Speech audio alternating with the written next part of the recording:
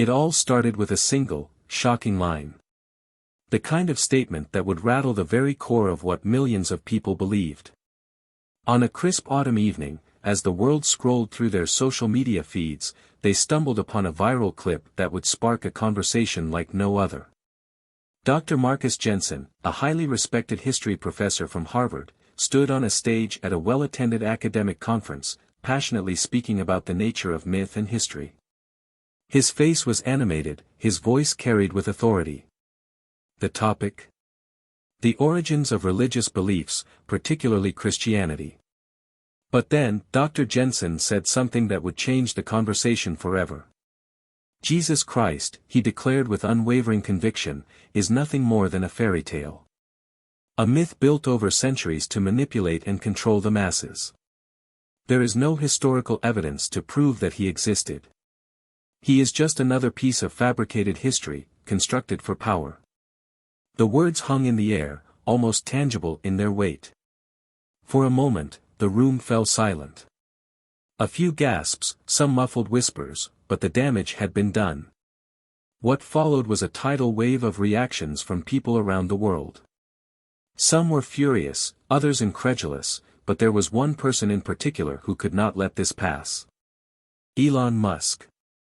Elon Musk, the enigmatic billionaire, the visionary who had reshaped the space industry, the electric car world, and even attempted to change the way we think about artificial intelligence, watched the video from his private office at SpaceX. His expression remained unreadable as the professor's words echoed in his mind. It wasn't just the words themselves that struck him. It was the disregard for the millions of people, his friends, his colleagues, the members of his community, who believed in Jesus Christ and the profound impact that belief had on their lives. Musk, who had long been seen as a skeptic of religion but never one to outright dismiss it, felt a spark of something he hadn't expected. Was this the moment when someone had gone too far? A few minutes later, Musk's fingers hovered over his keyboard. He typed, then paused. Typed again. Then he hit send. Professor Jensen, you may have the credentials, but you seem to forget one thing. History is not always written by the victors, but by those who believe. Disrespecting faith is not the way forward, it's the way backward. Within seconds, his tweet exploded across the internet. His massive following of over 40 million was quickly drawn into the firestorm. Comments, likes, and retweets flooded his post.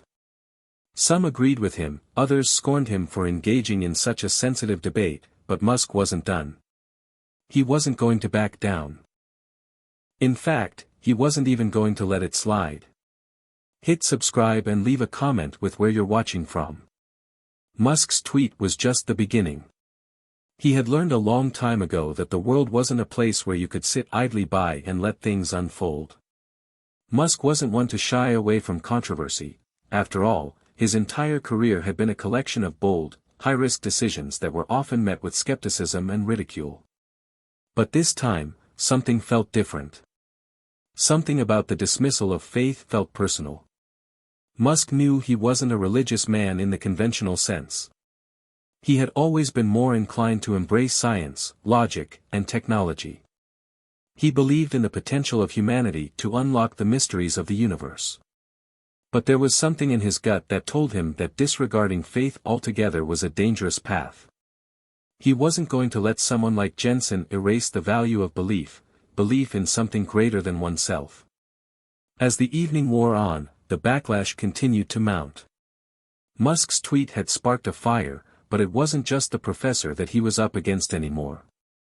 It was the entire intellectual community, the media, and even some of his closest friends, who found themselves questioning Musk's decision to publicly engage in such a heated debate.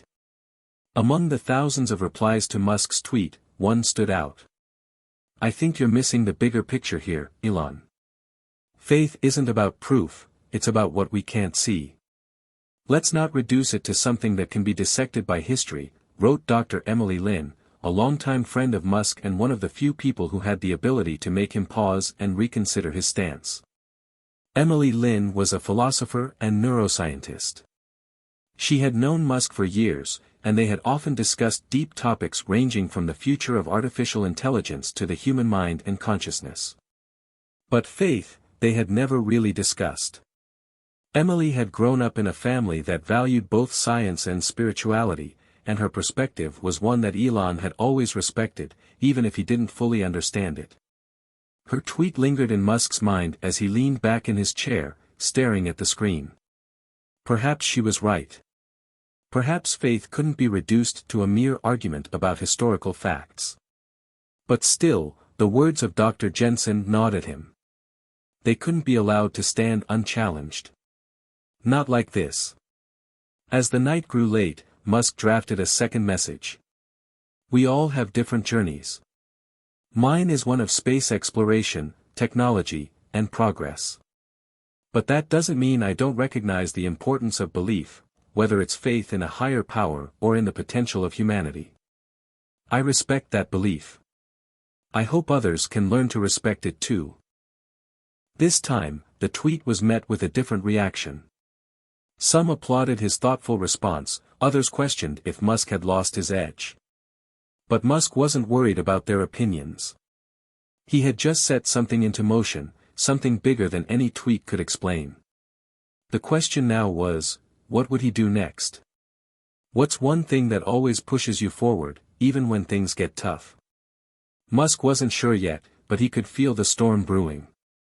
The debate over faith and science, over Jesus as myth or reality, had just begun.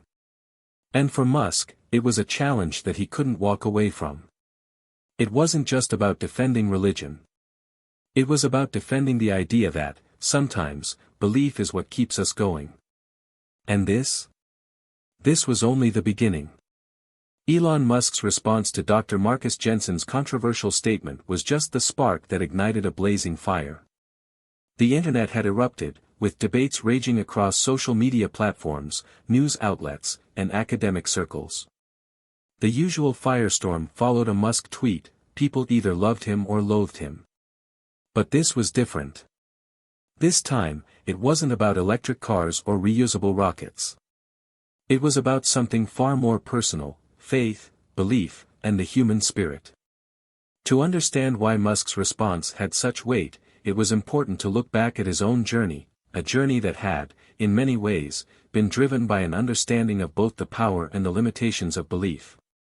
Born in Pretoria, South Africa, Elon Musk had grown up in an environment that was defined by contrasts. His father, Elon Musk, was a brilliant but distant man, often absent both emotionally and physically. A man of logic, reason, and, at times, coldness, Elon had very little patience for the kinds of things that most people would call faith. His influence on Elon had been clear. Elon taught his son the importance of intellect, practical knowledge, and a commitment to logic over emotion. This left young Elon with little room for belief in anything beyond the tangible. But it was Musk's mother, May Musk, who offered a stark contrast to Elon's rationalism. May was a strong, nurturing figure, whose life had been marked by perseverance and an unshakable sense of self-belief. She was a devout Christian, attending church regularly, and it was clear that her faith in God had always been a guiding force in her life. She spoke with love and kindness, and in her eyes, there was an unwavering sense of purpose, something Elon never fully understood as a child. As a young boy, Elon didn't share his mother's religious views, but he respected them. There were times when he found solace in her faith, moments where her quiet prayers in the morning and the soft glow of candles in their home seemed to offer a sense of peace. Yet, at the same time, he was driven by a desire for knowledge, a hunger for understanding that was unsatisfied by traditional religious answers. For him, the world made sense through science, technology, and exploration, not through a higher power. His mind was wired to solve problems, to break things apart and understand how they worked. Faith, in his eyes, had always been something outside the realm of reason, a concept he admired, but struggled to grasp fully. But one thing Musk always knew, even as a young boy, was that people's beliefs were powerful. It wasn't so much the object of their faith that mattered, but the way that belief shaped their lives and their actions. His mother's faith had given her strength, even when life was hard. It had been the rock she leaned on during difficult times, something that anchored her, even when everything else seemed to be falling apart. As Musk grew older and moved to North America, first to Canada and then to the United States, his views on faith remained largely unchanged. He became more focused on his dreams of revolutionizing technology, space exploration, and human progress. By the time he founded Zip2X.com, and eventually SpaceX and Tesla, Musk's worldview had been firmly shaped by a scientific, almost atheistic perspective. His understanding of the universe was governed by facts, calculations, and data. And yet, there was always something about the concept of faith that lingered in the back of his mind, something he didn't quite understand but couldn't entirely dismiss either. His late brother, Kimball, had also had a deep spiritual side. They'd often talked about spirituality during their childhood and early adulthood, but Kimball was a quiet believer, someone who didn't force his views on others.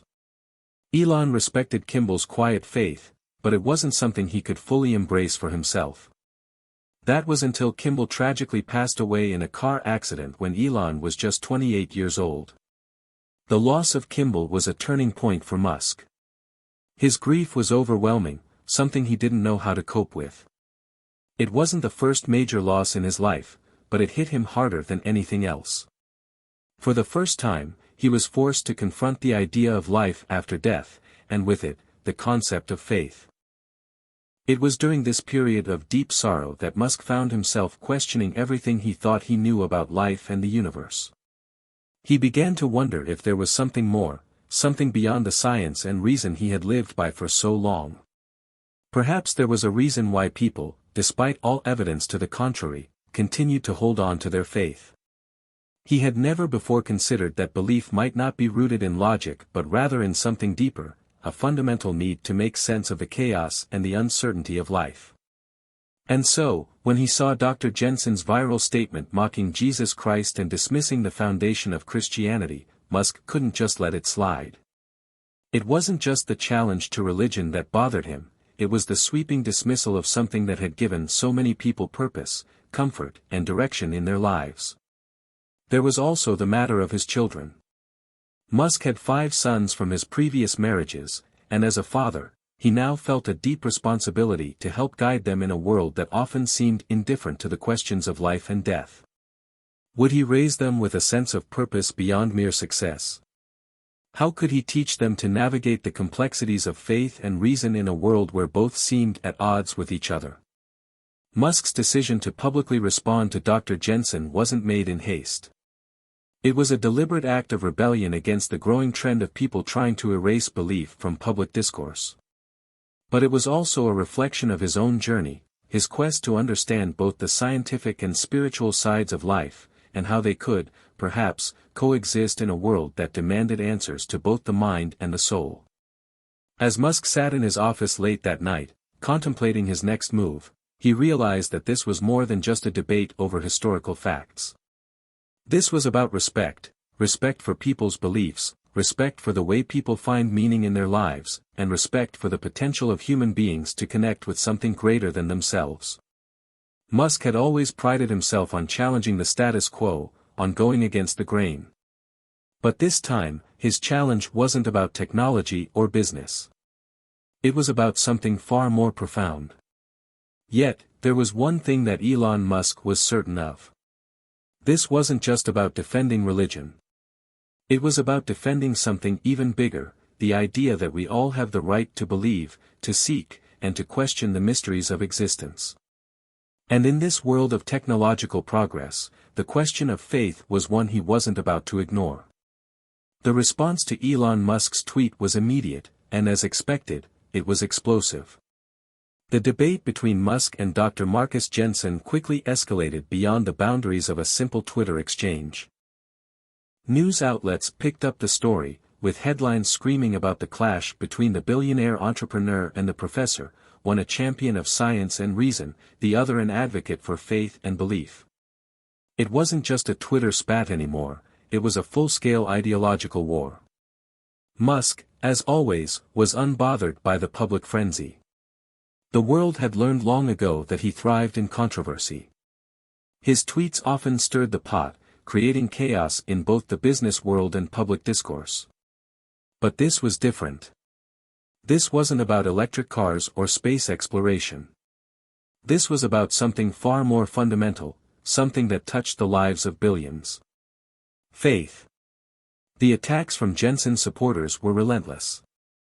Professors, atheists, and those skeptical of organized religion rallied behind Jensen, claiming that Musk's response was nothing but a publicity stunt. This is what happens when billionaires with too much time on their hands think they can lecture the world on faith, one academic tweeted. Another sarcastically wrote, Musk believes in rockets and electric cars, but suddenly he's an expert on religion.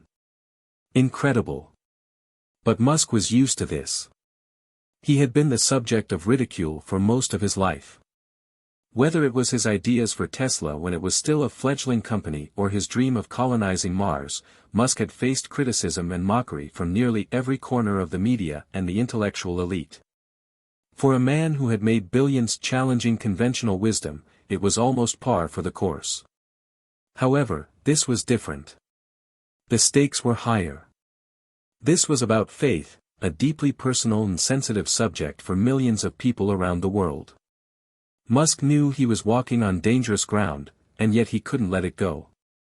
There was something inside him that told him this was more than just an argument over beliefs, it was a battle for respect.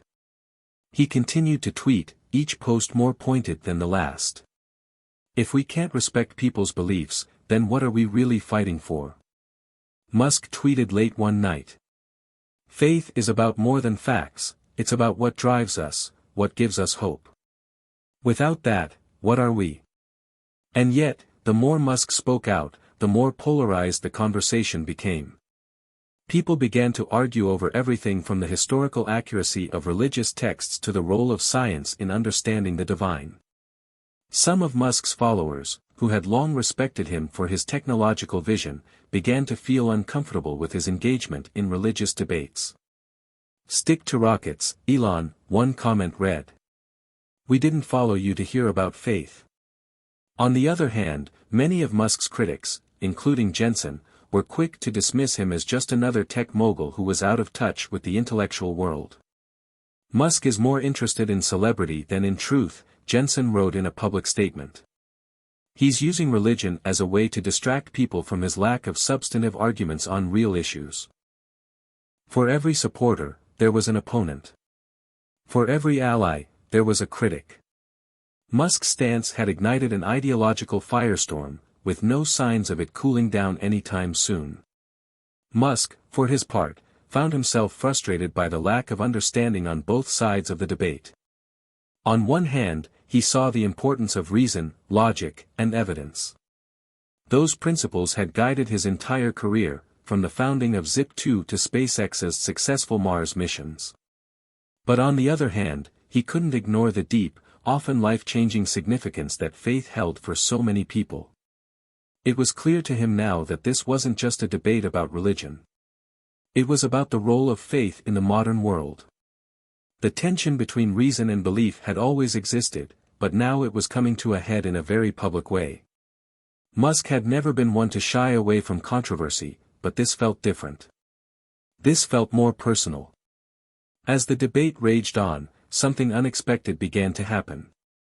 People started sharing their personal stories, stories of how faith had helped them through hardship, stories of hope in the face of despair, and stories of redemption that transcended the boundaries of science. Musk's inbox was flooded with messages from all over the world, from individuals who felt that their faith had been insulted and disrespected. One message, in particular, caught Musk's eye. It was from a woman named Sarah, a mother of 3 who had faced unimaginable loss.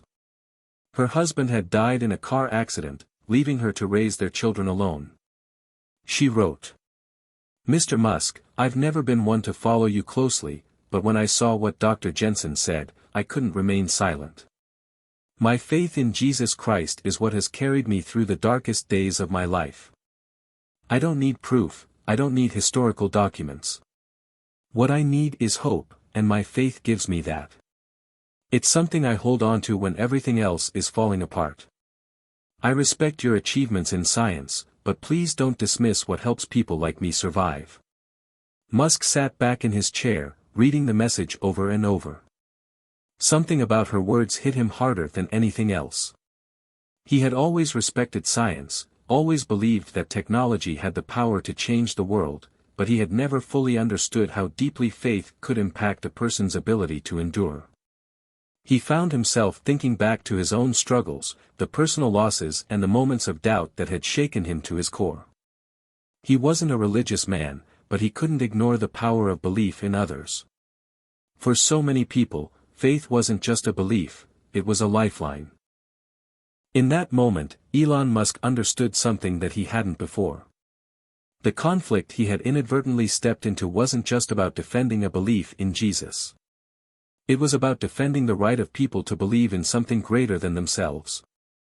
As the conversation spiraled further into chaos, with both sides throwing insults and accusations, Musk made a decision. He was going to do something bold, something that would force the world to confront the deeper question at the heart of this debate. He scheduled a live-streamed event, a conversation between himself and Dr. Jensen. The topic was clear: faith and science, can they coexist? The world was watching. The days leading up to the live-streamed event felt like a whirlwind. Elon Musk, ever the visionary, had always known the power of a good story, especially one that could spark conversation and force people to think differently. This wasn't just about defending his personal stance, it was about framing a broader discussion. Could faith and science coexist in a meaningful way? Was it possible to respect both the rational world of technology and the deeply emotional realm of belief? As the event approached, anticipation swelled. The stage was set for what could become one of the most watched debates in recent history. Hundreds of thousands of people from around the world had already signed up to tune in. The discourse on social media was electric, with hashtags like #FaithAndScience and #MuskVsJensen trending globally. People were eager to see how Musk, a man known for his daring ventures into space and his futuristic visions, would handle a conversation about something as profound and personal as faith. For Musk, this wasn't a challenge he had ever anticipated. Sure, he had faced intense scrutiny throughout his career, from Tesla's financial struggles to the constant questioning of SpaceX's potential. But this was different. This was about more than technology. It was about something that affected people's core beliefs, their very understanding of life and existence. As Musk sat backstage in a quiet, dimly lit room before the debate, he found himself reflecting on everything that had brought him here. He had spent his entire life pushing the boundaries of what was possible, whether it was designing the first electric car, sending a rocket to Mars, or creating an entirely new way of thinking about energy and sustainability. Yet, in this moment, he realized that this debate wasn't about doing something, it was about understanding.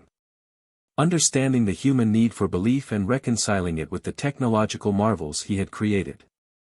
Musk had never been one to back down from an intellectual challenge. He was a problem solver by nature, a relentless pursuer of solutions.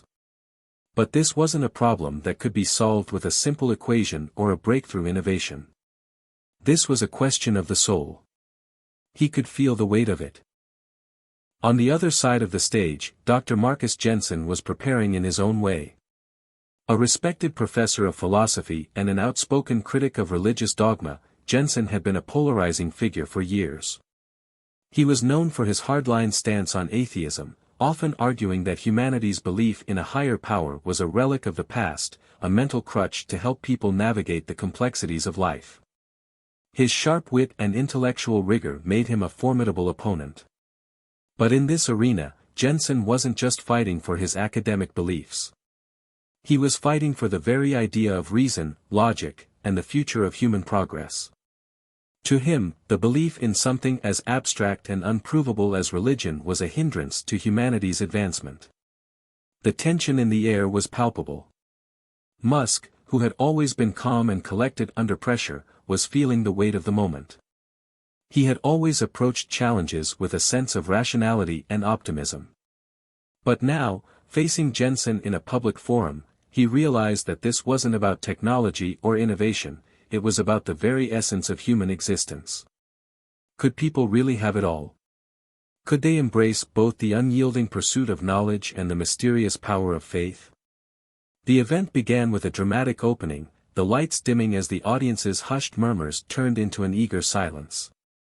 The two men took their places on stage, each with a microphone in front of them. The moderator, a respected journalist known for her neutral stance, stood between them.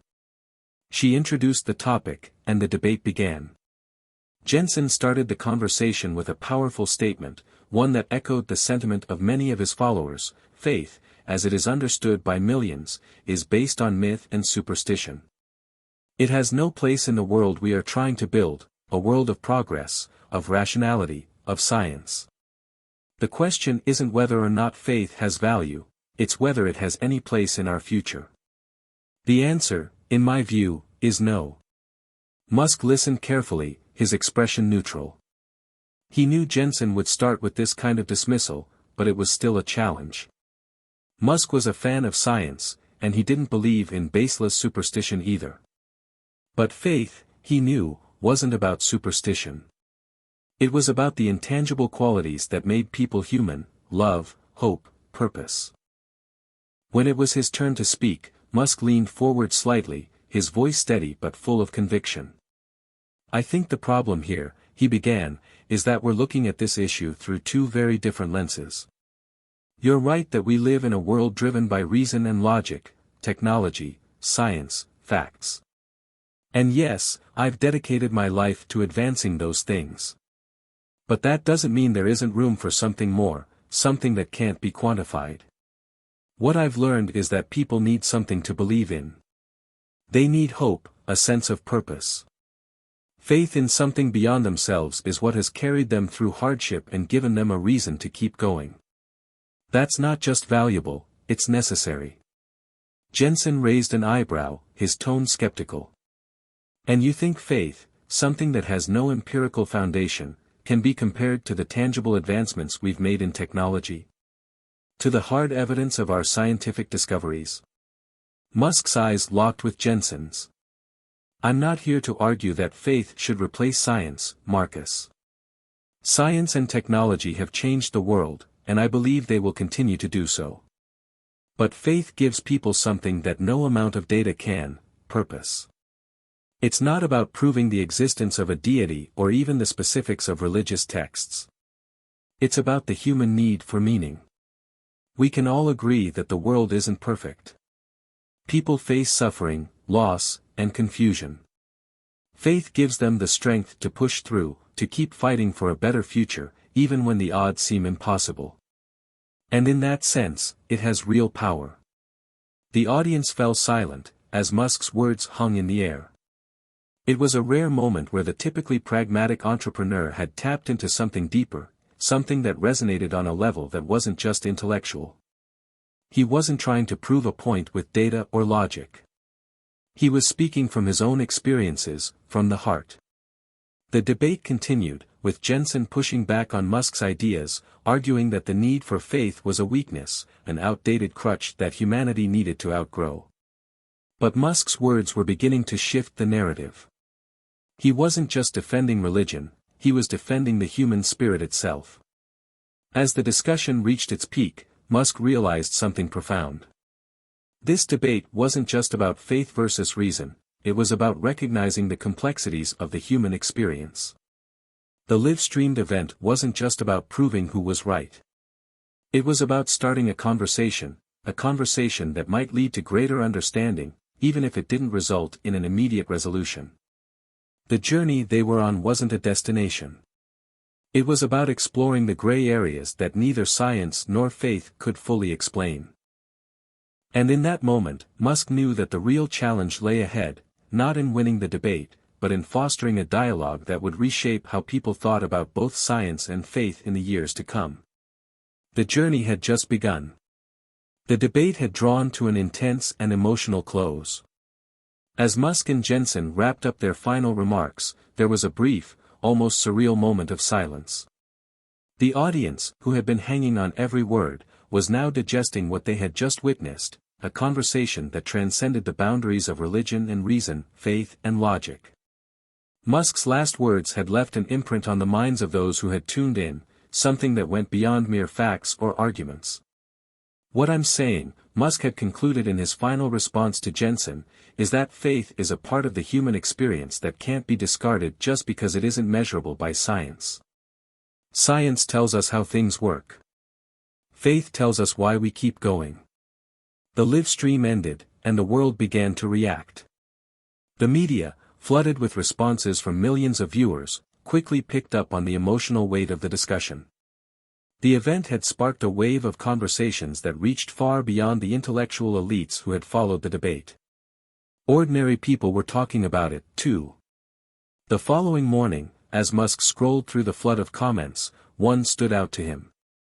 It was from a man named Mark, who wrote, "Mr. Musk, I've been a scientist my whole life.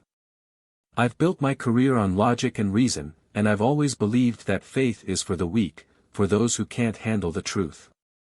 But hearing you speak last night changed something in me. I lost my son 2 years ago, and I've been angry ever since. Angry at the world, at life, at God.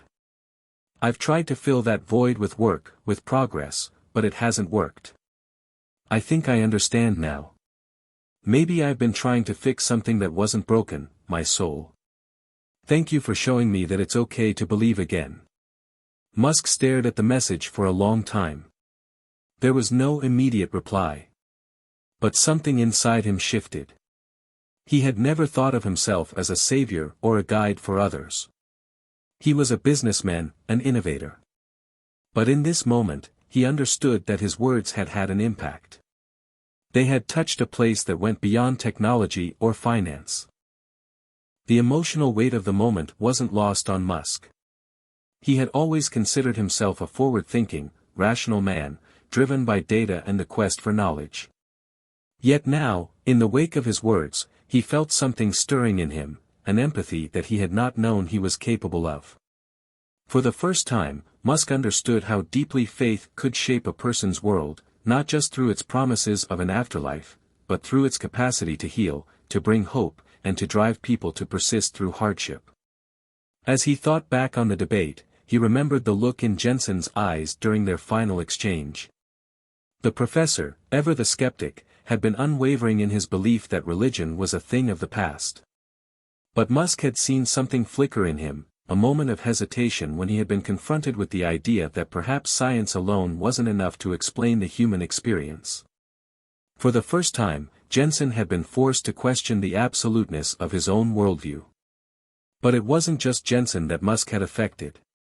The emotional impact of the debate spread like wildfire across the internet, and even the most hardened critics of Musk began to soften their stance. The conversation had gone viral, but not because it was merely a battle of wits. It was because it was real. It was raw. It was something that millions of people could relate to, a discussion that reached the heart of human existence. Musk's phone buzzed incessantly throughout the day with messages of support, ranging from followers to religious leaders, all praising his willingness to step into a topic that many considered taboo for someone of his stature. One message from a pastor named Samuel struck him deeply. "Mr. Musk, you might not know this, but your words last night gave hope to so many. We live in a world where people are constantly told they need to be successful, rich, or famous to matter. But what you reminded us of was that we are all searching for something more. The faith you spoke about is what gets us through the hardest of times. You showed the world that science and faith aren't enemies, they can coexist, and maybe, in some ways, they can help each other. Thank you for your courage." Musk had always prided himself on being a trailblazer, someone who broke new ground. But this wasn't like launching a new company or unveiling a cutting-edge technology. This was about reaching the deepest part of the human experience, something that transcended logic, something personal. As the days passed, the media frenzy around the debate began to die down, but the emotional undercurrent it had created was far from over. People had begun to re-examine their own beliefs, their own understanding of what it meant to be human. It wasn't just academics or intellectuals who were pondering this question now, it was everyone. The message Musk had shared wasn't just about defending the existence of God or explaining away the mystery of faith. It was about recognizing the importance of belief, of hope, and of finding something to hold on to when life seemed impossible. Musk's reflections continued. He spent hours, sometimes in silence, thinking about the things he had said, and more importantly, about the things he had heard. In the face of personal tragedies and triumphs, so many people had found comfort in their faith. It was something Musk hadn't fully understood before, but now, as he read through message after message, he began to see its profound impact. Faith had become a lifeline for many, a beacon of light in dark times. And though Musk himself still didn't consider himself a religious man, he knew that he had to respect its place in the world. There was no denying the power of belief in shaping lives, in lifting people out of despair and giving them the strength to persevere. As the debate came to a close in the public eye, Musk found himself reflecting on his own journey, both in terms of his career and his personal growth. The response from people like Mark and Pastor Samuel had shaken him deeply, and in that moment, Musk realized that he had been part of something far bigger than himself. The conversation he had started had given people a chance to find hope in the most unexpected of places. Elon Musk had gone into the debate thinking he was simply defending his point of view, but in the process, he had stumbled upon a truth that had eluded him for years. Faith and science might not have all the answers, but together, they could help people keep moving forward, even when the world felt like it was falling apart. And as Musk sat back in his chair, his phone buzzing with new messages and notifications, he couldn't help but smile. It wasn't the usual smile of a man who had just made $1 billion deal. This smile was different. It was the smile of a man who had found a new purpose. A new understanding. For once, Elon Musk wasn't just thinking about the future of humanity in terms of technology. He was thinking about its heart. The journey, he realized, was just beginning. The week following the debate was unlike any other Elon Musk had experienced in recent memory. The intensity of the conversation that had followed his public exchange with Dr. Marcus Jensen reverberated through every corner of the world.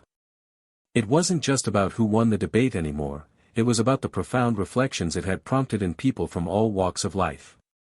Musk, typically known for his work in the realms of science, technology, and engineering, found himself grappling with something entirely different, the idea of faith. The raw, emotional feedback he had received from people who were deeply moved by his words had made him think differently. He had always dismissed faith as something intangible, something that didn't align with the rational, data-driven world he inhabited.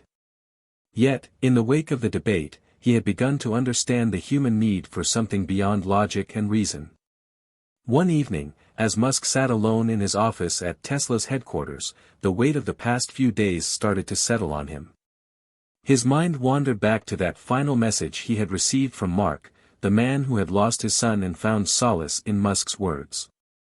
Musk's gaze drifted to the framed pictures on the wall, photos from the early days of Tesla, SpaceX, and his other ventures. His life had been a relentless pursuit of progress, of pushing humanity forward to the stars. But now, with this new understanding of the emotional side of the human experience, he realized that the road to the future wasn't solely paved by technology and innovation. It also required empathy, connection, and a recognition of the deeper parts of the human psyche that no amount of data could explain. The shift in Musk's thinking wasn't immediate, but it was undeniable. In the days following the debate, he found himself more introspective than usual. The conversations around him had changed too. Employees at Tesla, SpaceX, and even his other ventures began to approach him differently, almost as if they sensed a new layer to their CEO.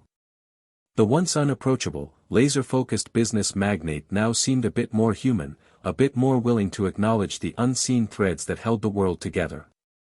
Musk's assistant, a young woman named Claire, noticed this change the most. She had worked with Musk for several years, always respecting his sharp intellect and singular drive. But as she sat in the same room with him day after day, she noticed a shift. He would linger on phone calls longer, ask people about their lives in ways that seemed more personal than ever before. His sharp business acumen remained, but there was something different, a depth, an openness that hadn't been there before. One afternoon, as Musk sat at his desk reviewing some SpaceX plans, Claire came in with a cup of coffee. She hesitated for a moment before speaking. "Mr. Musk," she began, "I just wanted to say. I think what you did last week, it was something really special. You didn't just change the conversation, you opened a door for people to think differently." Musk looked up at her, his eyes a little tired but filled with a curiosity that had recently started to take root in him. "What do you mean by that?" he asked, genuinely interested. Claire sat across from him, clearly careful with her words. "I've worked with you for a long time now, and I've always seen how driven you are. You've always had a vision for the future, a vision that doesn't leave much room for the abstract, the emotional. But, last week, when you spoke about faith and hope, it felt like you were showing a side of you that was human. That side of you that doesn't just build things, but actually feels what others are feeling." It was profound. Musk took a slow breath, absorbing her words. There was something in her tone that resonated with him. She wasn't praising him for a business achievement or an innovation. She was acknowledging the vulnerability he had shown in front of millions. It wasn't the type of validation he was used to, but it was the kind of acknowledgement that reached him on a deeper level. "I'm not sure I fully understand it yet," Musk admitted, "but I think, maybe you're right. I've always thought that progress was just about data and facts. But now I see that there's something more, something about the people we're trying to help, the lives we're trying to improve." Claire nodded thoughtfully. "It's not about choosing between faith or science, right? It's about understanding that they both play a role in the bigger picture. You've built a future for humanity in space, but you've also shown people that they need something to hold on to right here on Earth." Musk smiled softly, but it was a smile that seemed more genuine than any of the ones he had given in the past few years. "Yeah," he said, almost to himself. "I guess that's it, isn't it?" As the conversation ended, Musk found himself standing by the window, looking out over the sprawling Tesla campus. For the first time in a long while, he felt a sense of peace. He had always been so focused on the next big project, the next big leap for humanity. But now, he realized that there were lessons in every moment, in every conversation, and in every connection that transcended mere innovation. Musk had always prided himself on being a man of the future, but now he understood that the future wasn't just about advancing technology, it was about advancing the human experience. Technology could take humanity to the stars, but it was love, hope, and faith that could hold them together.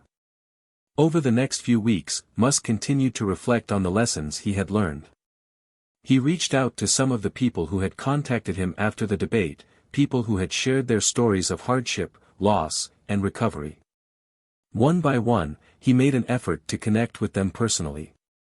Whether it was a short message of encouragement or a long phone call, Musk began to see his role in the world in a new light. He wasn't just a businessman or a visionary. He was part of a larger human tapestry, one that required both intellect and heart.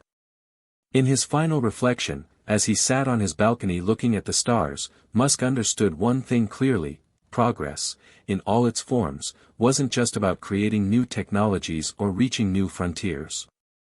It was about understanding the human spirit and the need for connection, for purpose, and for belief. The journey that had begun as a debate about faith and science had transformed into something far greater. It had shown Musk that the real challenge of the future was to find a balance between the mind and the soul, between reason and faith, between the stars and the hearts of those who looked up to them. Musk was no longer just a man on a mission to conquer space. He was a man on a mission to help people believe in something again. And with that, he knew the journey had only just begun. As the weeks went by, Elon Musk found himself caught in an unexpected whirlwind of change. The public's perception of him had shifted dramatically following his debate with Dr. Marcus Jensen. He was no longer just the eccentric billionaire CEO known for his groundbreaking work in space and electric cars. People now saw him as someone with a deeper, more introspective side, someone capable of touching the hearts and minds of others in ways he had never imagined. Despite the overwhelming response to his words, Musk remained grounded in his daily life, focused on his companies, and driven by his mission to push humanity forward. Yet, there was something different now, something new stirring inside him. For the first time in his career, he found himself contemplating not just the practical aspects of innovation but the deeper emotional and philosophical questions that had been raised during his debate with Jensen. Musk spent hours reading through messages from people who had been impacted by the debate. Some were religious, others were agnostic, but many were simply seeking guidance, whether it was related to their personal struggles or their understanding of life and purpose. These messages were like a mirror, reflecting parts of himself he had never considered before. The most profound of these messages came from his own children. One evening, as Musk sat in the dining room with his sons, Xae812 and Damien, they talked about the debate and its impact on their own thinking. He had never been particularly religious, nor had he encouraged his children to follow any specific belief system. But as the conversation unfolded, he realized how much of a role faith and philosophy played in shaping a person's outlook on life. "Dad," Xae812 said, looking up from his plate, "what do you think about what that professor said? That Jesus is a fairy tale?" Musk paused, taken aback by the question. He had never expected to discuss the finer points of religion with his son, let alone in such a candid manner. "Well," Musk began slowly, "I think it's important to understand that people have different beliefs. Some people find strength in their faith, and others rely on science and logic to explain the world around them." Damien, who was a bit older, chimed in, "But you think it's okay for people to believe in things even if they can't prove them, right?" Musk nodded, the weight of his own thoughts coming to the forefront. "Yes, I think it's okay. Faith is something deeply personal. It's not something that can always be measured by facts or data. But for many people, it provides meaning and comfort. And that's something I've come to respect." The conversation with his children was a turning point for Musk. It reminded him that the ideas he had shared during the debate weren't just for the intellectual elite or the followers of social media. They had touched people from all walks of life, including his own family. It was a humbling realization, one that left him feeling both proud and slightly uneasy. Over the next few days, Musk began to spend more time reflecting on his own spiritual journey. He didn't consider himself religious in the traditional sense, but he couldn't deny that something had changed within him. His perspective had broadened, and he found himself seeking out books and discussions that explored the intersection of science and faith. He became fascinated by the stories of people who had used their faith to overcome extraordinary challenges.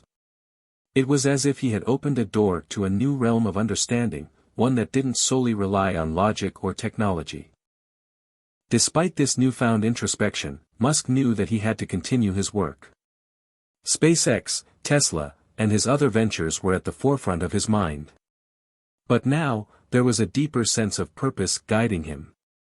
He wasn't just building rockets or cars for the sake of progress, he was building them for humanity's future, for the people who looked to him as a leader, as someone who could make a difference in the world.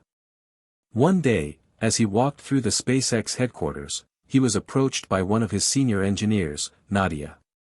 She had been with SpaceX for years and had always admired Musk's drive and determination.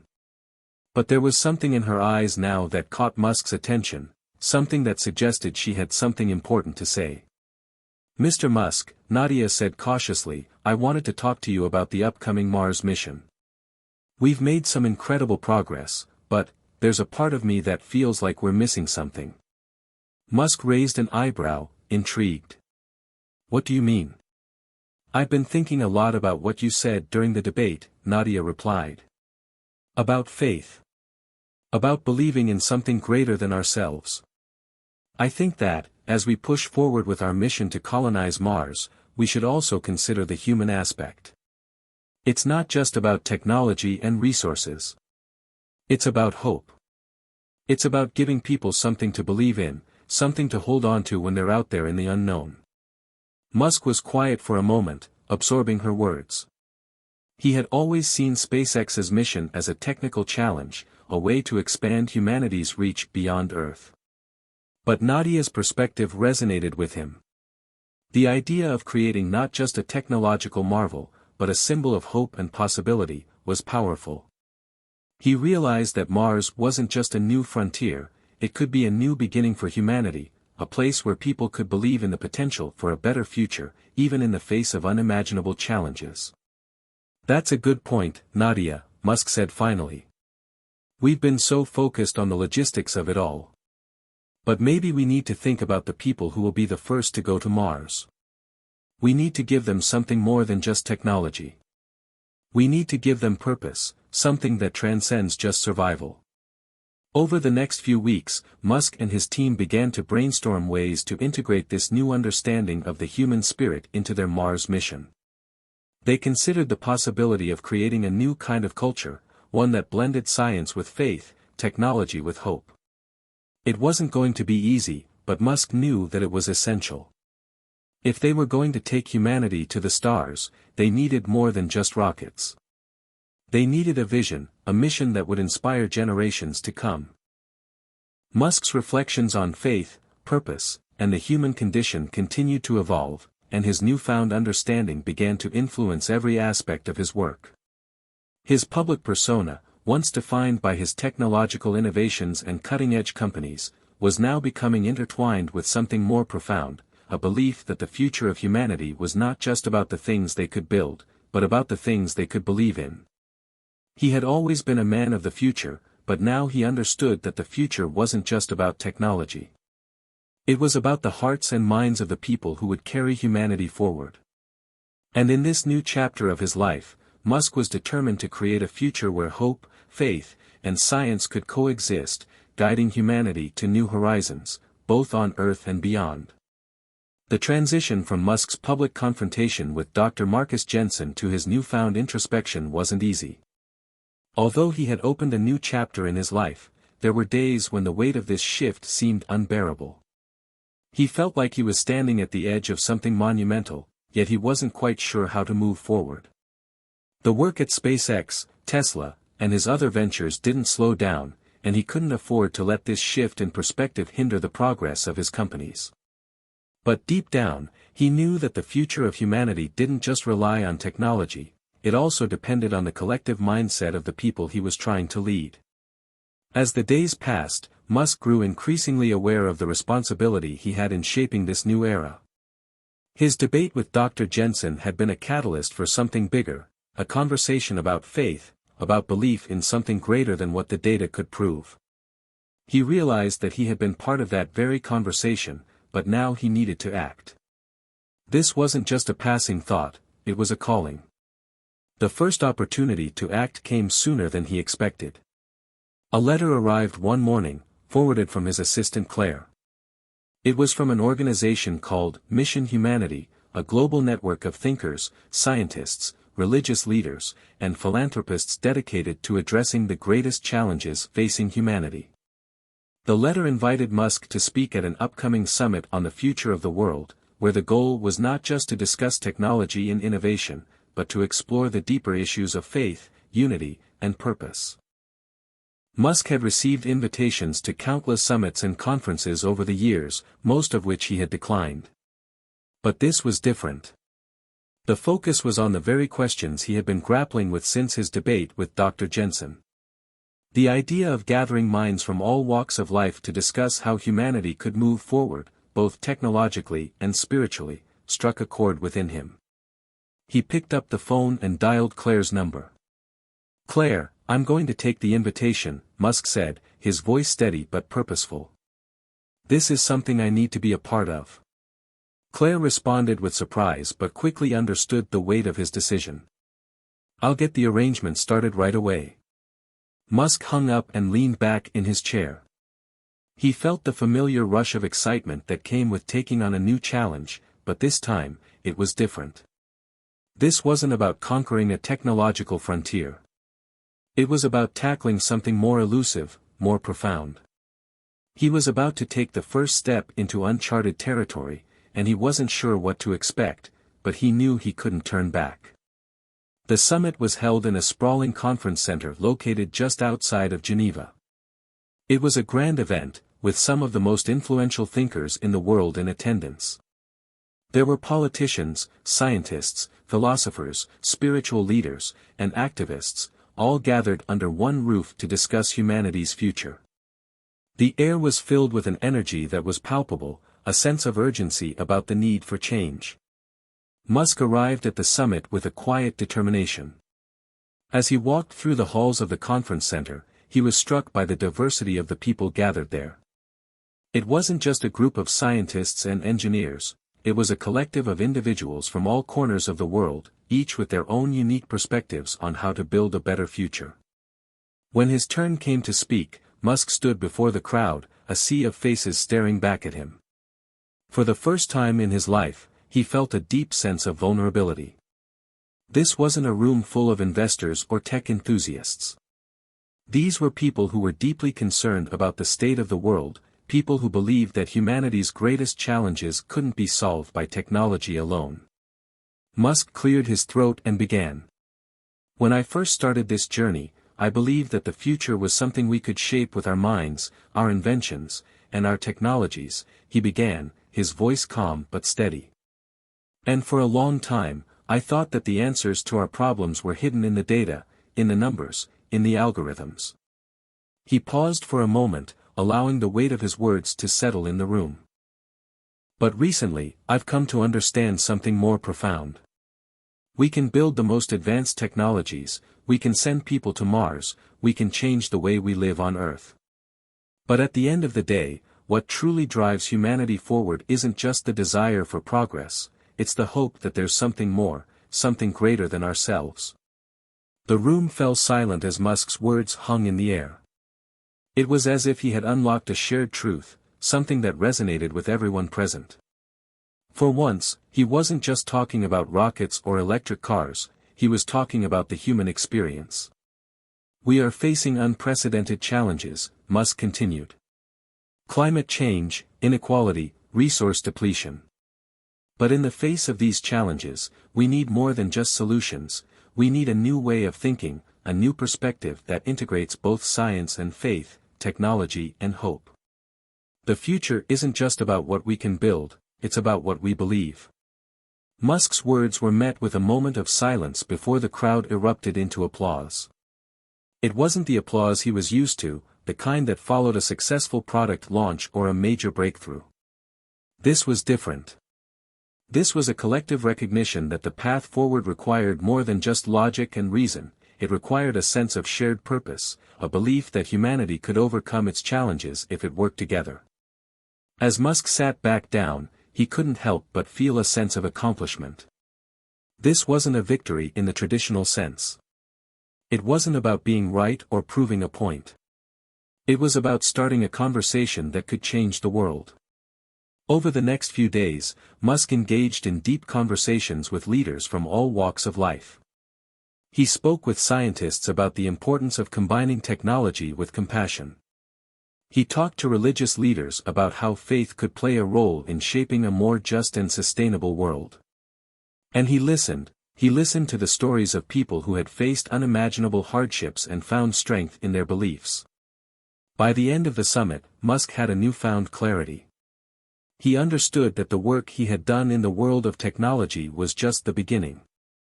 The true challenge lay in bringing people together, in fostering a sense of unity and purpose that transcended borders and ideologies. And it was clear to him now that this was the true mission he needed to embark on. As he boarded the plane back to the United States, Musk felt a sense of peace that had eluded him for so long. He had opened a door that led not just to the future of technology, but to the future of humanity. The road ahead would not be easy, but Musk was ready to face it. He wasn't just a man of progress anymore. He was a man on a mission to unite the world, one belief, one hope, one dream at a time. The plane touched down in the United States, and for Elon Musk, the world seemed both familiar and radically changed. As the engines quieted and the airplane taxied to a stop, he looked out the window at the sprawling city below. The sun was setting, casting a soft orange glow over the horizon, and for the first time in a long while, Musk felt a deep sense of possibility stirring inside him. The summit in Geneva had opened his eyes in ways he hadn't expected. He had always been a visionary, focused on technological progress and the next frontier. But now, he found himself thinking less about the next great product or mission, and more about the larger question: what kind of world would his technologies create? What would humanity look like when they finally stepped onto Mars, or when electric cars were the norm? He knew that technology alone wouldn't be enough to solve the world's problems. He had always known that. But now, he was ready to do something about it. The drive home was quiet, almost reflective.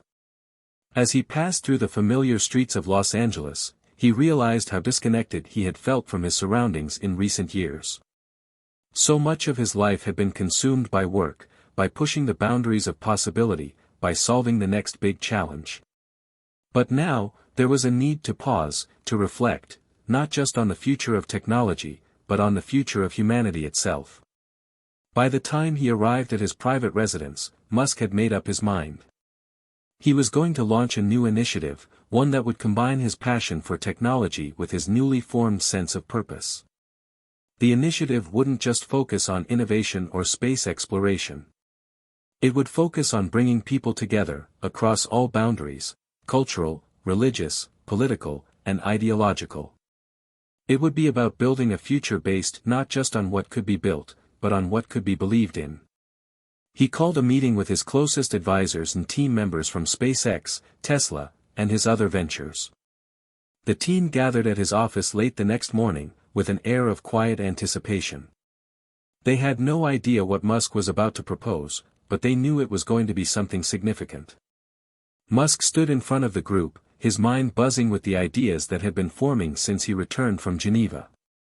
"All right, everyone," Musk began, "I've spent the last few weeks reflecting on something that's been nagging at me for a while. We've made incredible advancements in technology: SpaceX, Tesla, Solar City. But now, we need to do something more.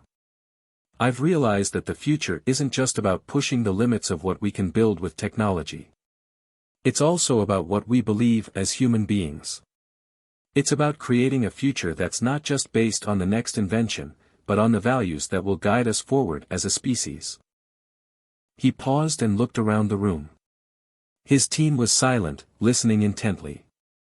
They had seen Musk take on monumental challenges before, but this was something different. "I want to launch a new initiative. It's going to be focused on uniting people from all walks of life, scientists, religious leaders, thinkers, innovators, to tackle the biggest challenges we face as a society. Not just through technology, but through shared vision. I want us to create a platform where the world's most influential leaders, from every field, can come together and begin discussing the future of humanity, not just from the perspective of our current crises, but from the perspective of what we can build together." A few of his team members exchanged looks. Musk could tell they were processing the gravity of what he was suggesting. This wasn't just another project, it was a call for something larger, a grand vision to unite people and solve the world's most pressing issues. "We'll call it the Horizon Initiative," Musk continued. "Our mission will be to bring together the greatest minds from every discipline and create a blueprint for the future. Not just the technological future, but the social, philosophical, and spiritual future. It's about addressing climate change, inequality, health crises, space exploration, everything that's on our plate. But also making sure that whatever we build, whatever progress we make, aligns with the shared values of humanity.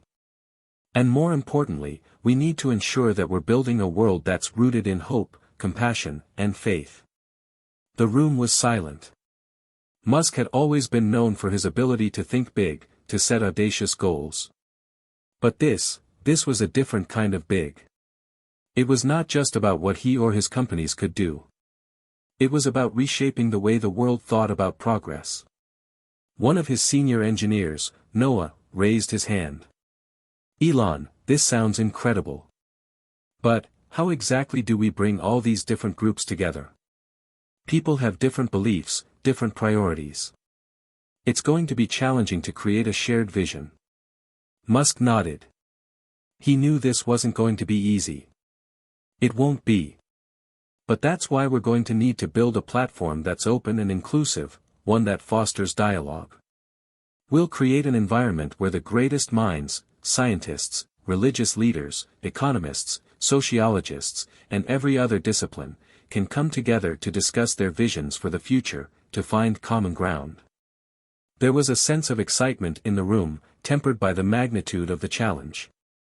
But Musk's vision had always been a call to action, a reminder that the impossible was only impossible until someone made it possible. And that was the kind of challenge Musk thrived on.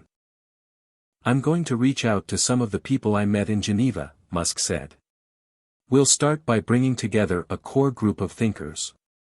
The goal will be to create a summit of our own, a place where people can come and share their ideas, their solutions, and their hopes for the future. And from there, we'll work to create a global movement that transcends borders and ideologies."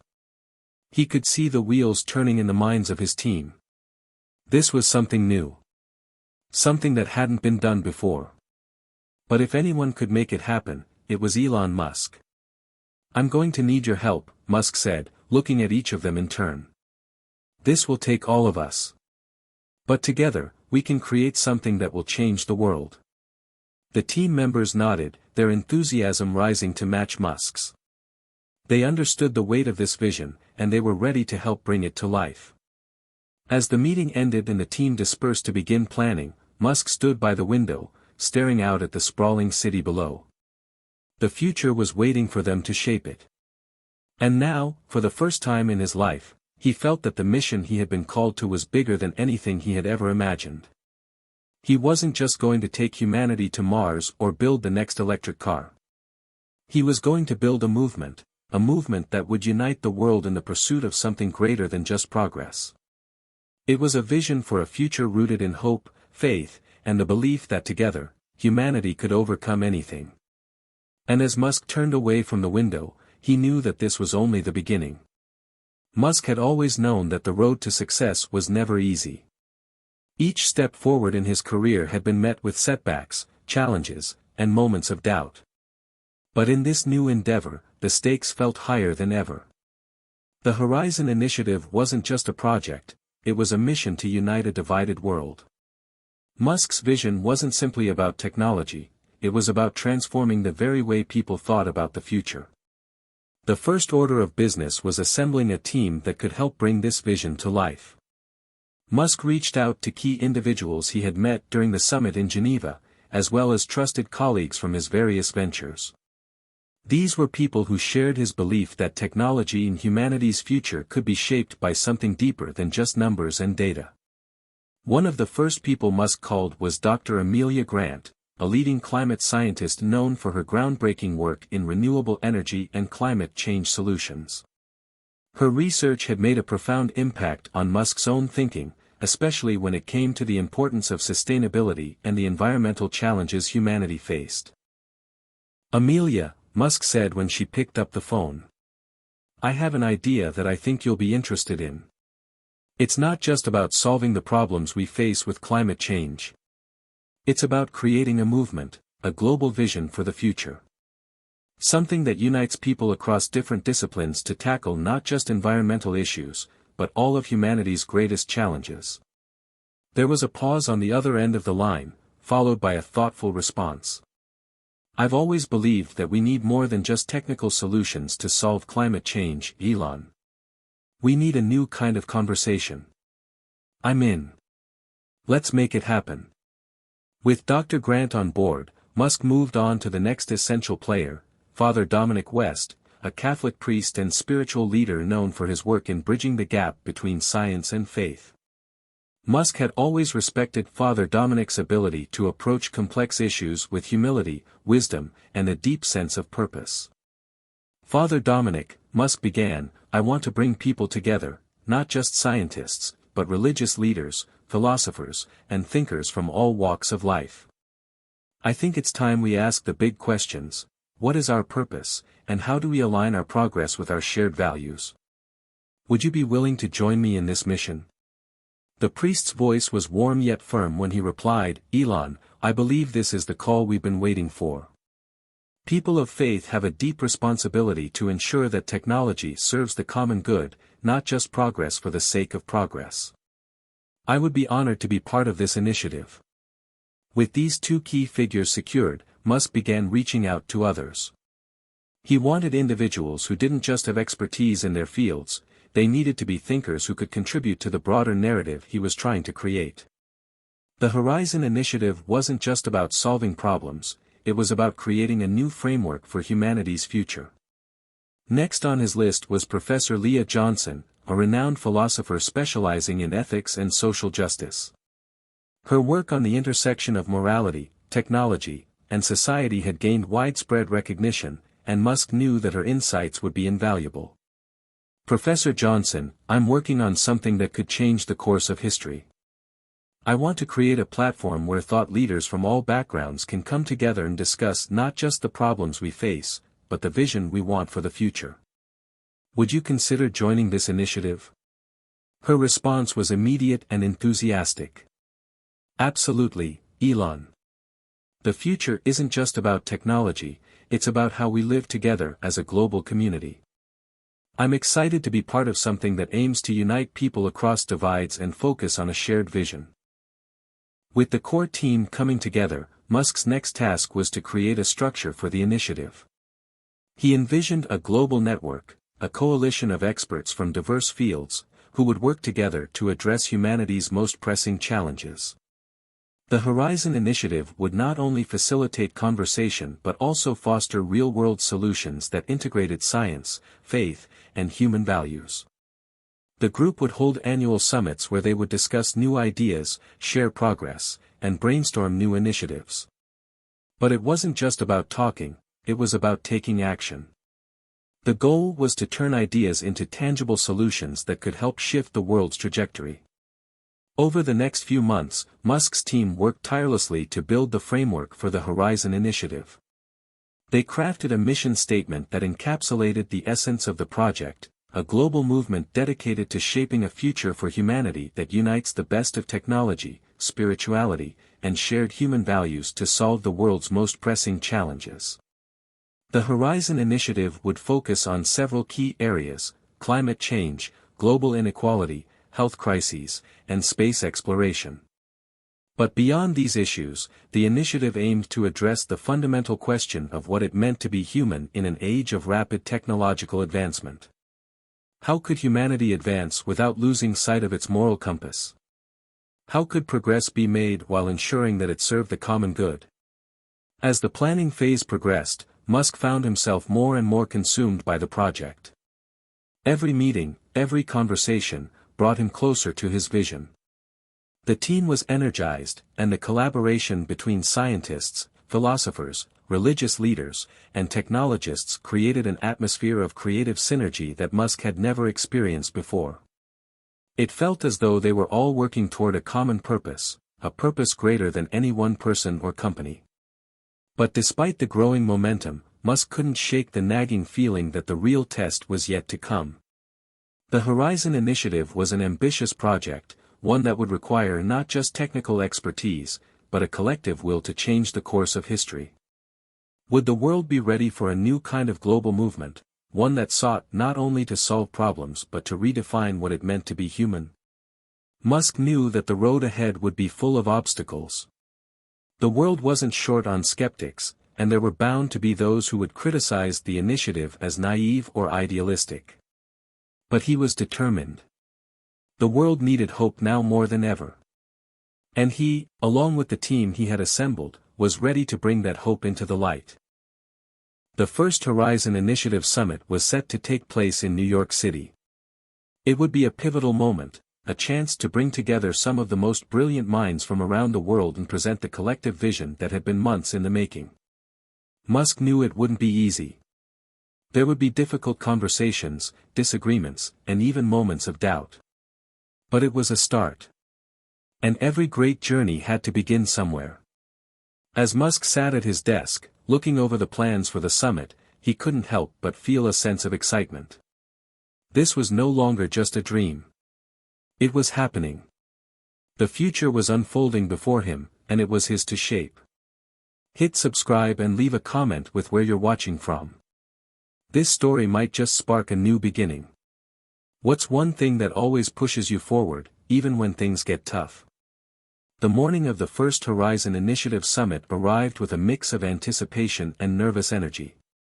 New York City buzzed with its usual hustle, but there was something different about the atmosphere that day. The streets felt alive with possibility.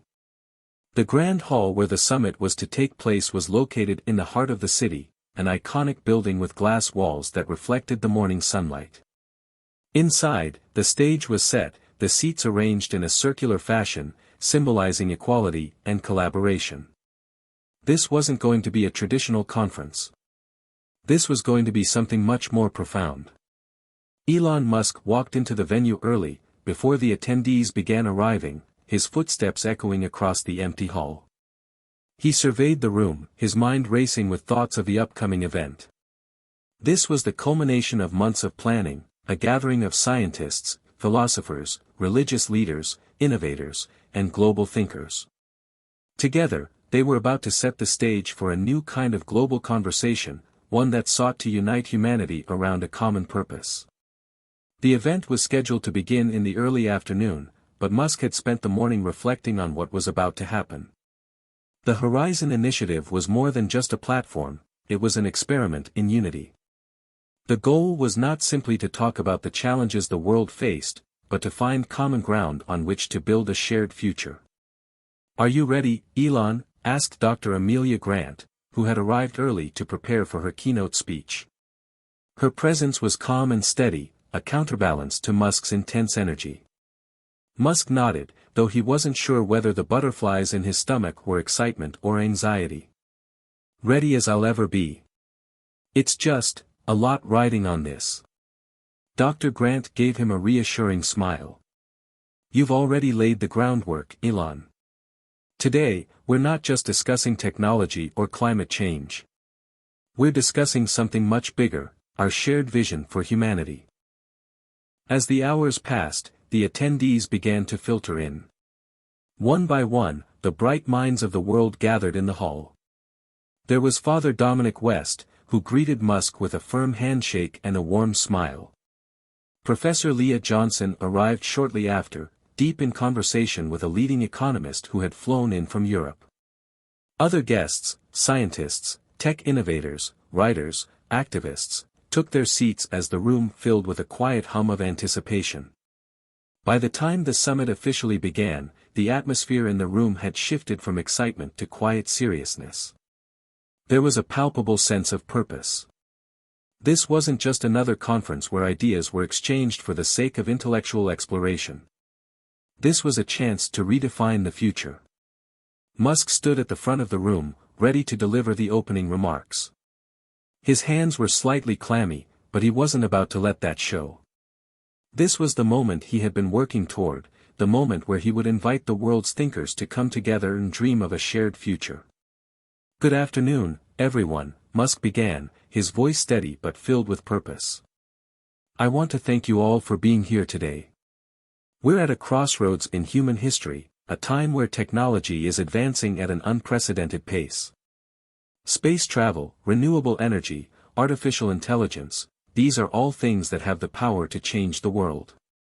But we need more than just new technologies. We need to address the bigger question: how do we, as a global community, shape the future we want to live in?" He paused, allowing the weight of his words to settle in the room. Today is not about solving all the world's problems. It's about starting a conversation. A conversation where we come together, across every boundary, whether that's religion, politics, culture, or discipline, and find a common vision. A vision where our advancements in technology are aligned with our shared values as human beings.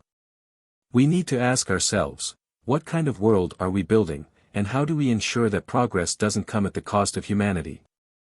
The room was silent for a moment. The attendees were listening, reflecting. Musk's words weren't just a call to action, they were an invitation to look inward and ask hard questions. It wasn't enough to simply push the boundaries of technology. Humanity needed to ensure that the technology it built didn't outpace its moral and ethical growth. This summit isn't about agreeing on everything, Musk continued, his voice growing more confident. It's about creating a space where we can explore ideas, challenge each other, and push the limits of what's possible. We may disagree on many things, but what unites us is our desire to create a better future for humanity. The applause that followed was soft but sincere. Musk nodded in appreciation before stepping aside to make room for the first keynote speaker, Dr. Grant. She took the stage, her presence commanding but gentle. "Thank you, Elon," she said, offering a warm smile before launching into her presentation. "We've all heard the dire warnings about climate change, but the truth is that we have the power to turn things around. The question isn't whether we can solve the problem, it's whether we have the will to do so. We have the technology. We have the solutions. What we need is a global movement, one that transcends politics and business, to implement those solutions at the scale they're needed." As Dr. Grant spoke, the crowd listened intently. For many in the room, this was a wake-up call, a reminder of the urgent challenges humanity faced. But her words were not just about the problems, they were about hope. She believed that a new kind of global collaboration was possible, and that it could be driven by the values of unity, shared responsibility, and compassion. Next was Father Dominic, whose talk blended science, faith, and ethics. "Faith is not something that stands in opposition to science," he said. "In fact, science and faith are both deeply concerned with the same fundamental question: how do we live in a way that honors life, all life, and ensures the survival of future generations? Technology has great potential, but we must be careful not to treat it as a panacea for all our problems. The greatest power lies in our hearts, in our compassion for one another." After several more speeches, the group broke into smaller discussion groups, each focused on a different area: climate change, inequality, space exploration, and the intersection of technology and humanity. The conversations were intense, challenging, and thought-provoking. Ideas were debated, plans were sketched out, and people who had never before spoken to one another were finding common ground. Musk moved from group to group, listening intently, offering his own insights where needed, but mostly allowing others to speak. He could feel the energy in the room, the sense that something monumental was unfolding. This wasn't just a summit, it was the beginning of a movement. As the day drew to a close, Musk stood once more before the gathered minds, a sense of accomplishment in the air. "Thank you all for your time, your ideas, and your commitment to this cause," he said, his voice firm yet filled with optimism. "This is just the beginning. We have the power to reshape the future, to unite humanity around a shared vision. Let's keep this momentum going." The crowd erupted in applause. There was a shared sense of purpose in the room, an understanding that this wasn't just another talk or a passing trend. The Horizon Initiative had become more than just a summit. It had become the spark of something much bigger. Musk walked out of the hall that evening, feeling a profound sense of hope. The journey was only beginning, but already, he knew this initiative had the potential to change the course of history. There was still much work to be done, but the first steps had been taken. And for the first time in a long while, Musk felt that, together, they could build a future that was as bold as it was bright.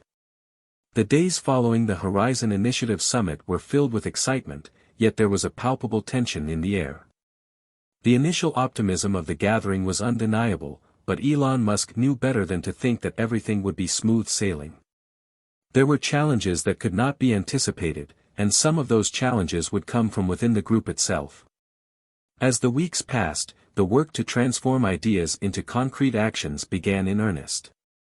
The various committees and working groups that had been formed during the summit were tasked with addressing key global issues.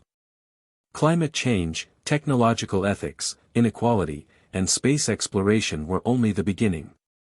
However, it quickly became apparent that while the initiative had attracted a broad range of highly skilled people, it also attracted a spectrum of diverse views that didn't always align.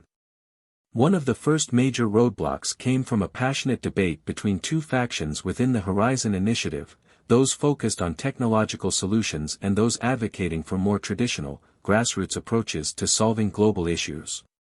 Dr. Amelia Grant, ever the pragmatist, had become frustrated with the technological optimism that some members of the team displayed. She had been clear from the start that the Horizon Initiative needed to approach climate change and sustainability with a multifaceted strategy, combining science, politics, economics, and most importantly, grassroots community efforts. Yet, there were a few prominent voices, including a tech mogul named Greg Hargrove, who insisted that technology was the answer to nearly every global issue. Elon, I respect the work that's been done so far, but we need to double down on clean energy technology. Solar, wind, and fusion, these are the ways we can solve climate change. If we can just deploy these on a global scale, we'll fix the environment without ever needing to ask people to change their habits, Greg argued during a heated meeting. Amelia stood up, her voice calm but sharp. Greg, you're missing the point. Technology alone won't change the world. It's about creating a systemic shift in how we think about sustainability. We need policy change, social engagement, and economic reform. People need to be invested in the solution, not just passive recipients of technology. Musk, who had been listening intently, knew the meeting was nearing a breaking point.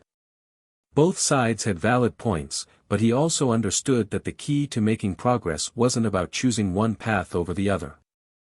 It was about creating a framework that could incorporate both the technological and social aspects of the issue. We need both, Musk interjected, leaning forward. Technology will drive change, but it can't be the only solution. We can't just build things and hope the world catches up. The technology needs to empower people, to give them the tools and knowledge to take control of their future. It's about creating something that serves humanity on a global scale. Let's find a way to combine the best of both worlds. The room quieted, and for a moment, it felt like there was a glimmer of consensus. Dr. Grant and Greg Hargrove didn't completely agree, but they respected each other's perspectives. Musk's intervention had, at the very least, created a space for compromise. But this internal struggle was just one of many obstacles that the Horizon Initiative would face in the coming months. The external world, too, was not without its own challenges. While many of the world's political and business leaders had expressed interest in the initiative, not everyone was on board. Some viewed the Horizon Initiative as an idealistic, naive project that couldn't possibly address the world's complex problems. Governments in powerful countries, especially those that stood to lose from the implementation of sweeping reforms, were particularly skeptical. In the United States, several prominent conservative voices began attacking the initiative, questioning Musk's motives. This is just another one of Elon Musk's grand schemes to control the world, one senator had tweeted. We don't need to bring tech companies and religious leaders into the business of solving our problems. This is about politics and power, not solutions. The backlash was swift and loud. Media outlets ran stories questioning whether Musk, a businessman and billionaire, had the right to propose such sweeping changes. People called it another tech oligarch's dream. Even Musk's involvement with space exploration and his ambitious ideas for colonizing Mars were used against him. Critics argued that Musk should focus on his companies and leave the world-saving to politicians. Despite the growing pushback, Musk wasn't one to back down easily. His response to the critics was a mix of pragmatic deflection and unwavering resolve. He didn't take the bait of political jabs or personal attacks. Instead, he used the negative press as fuel to continue pushing the mission forward. Sometimes the best way to tackle big problems is to think big, Musk responded in a press conference. We've all heard the arguments before, what's possible and what's not. But the truth is, the world needs radical change. It needs new ideas, and sometimes, those ideas come from unexpected places. We're not trying to dictate policy, we're trying to open the door to a conversation that's bigger than any one group. If that's threatening to some, it's because it challenges the status quo. And maybe that's exactly what we need. Musk's words struck a chord with many, but there were still skeptics who remained entrenched in their beliefs. Still, the initiative gained traction in other corners of the world, especially among younger generations who were drawn to the idea of creating a better world through cooperation and innovation. Social media platforms became key in spreading the message, as young activists and thinkers began sharing their excitement about the movement. Back at the Horizon Initiative headquarters, Musk gathered his team to discuss the next steps. The initiative needed more momentum, and they needed to find ways to counter the growing resistance. "We've made progress, but we need to focus on getting the message to the right people," Musk said. "It's not just about technology or politics, it's about the people who are directly affected by the issues we're tackling.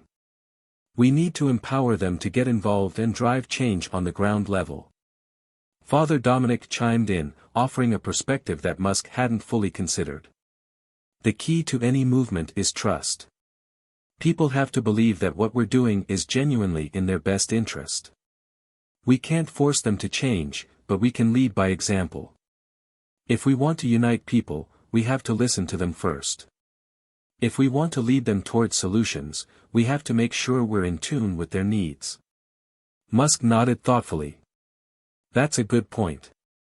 We've got the right ideas, but we need to make sure that the people who need to hear them are listening. Let's take this directly to the communities that are most affected by climate change, inequality, and injustice. We can't expect them to come to us, we need to go to them." As the meeting concluded, Musk felt the weight of the task ahead. The world was full of challenges, both internal and external. But one thing was clear: the Horizon Initiative had struck a nerve. Whether it was met with skepticism or support, it was forcing people to think about the future in a way that hadn't been done before. The road ahead was uncertain, but Musk had no intention of turning back. This was just the beginning. As the Horizon Initiative continued to gain traction, the challenges it faced began to grow more intense. The tension between the tech-driven idealism that Elon Musk had championed and the more pragmatic, grounded approaches espoused by figures like Dr. Amelia Grant became even more apparent. It wasn't just ideological differences anymore, it was about the future of the world, the way they would approach humanity's most pressing problems. Musk had always been one to embrace risk, but now he found himself in uncharted territory. The pressure of managing a global initiative, especially one with such diverse viewpoints, was unlike anything he had faced before. The public scrutiny was fierce, with every misstep being amplified and every challenge becoming an all-consuming media spectacle. Still, Musk held firm. He had his vision, and he wasn't going to let anyone or anything derail it. Yet even he couldn't deny the signs that something was coming to a head. As the weeks turned into months, cracks began to show in the partnerships that had been formed in the early days of the Horizon Initiative. It was a late evening in mid-June when Elon received a call from Dr. Grant. She had been one of the initiative's staunchest allies from the start, but even she had reached her breaking point. "Elon, I can't keep pretending that this is going to work," Dr. Grant said, her voice tight with frustration. "The problems are more complex than we realized.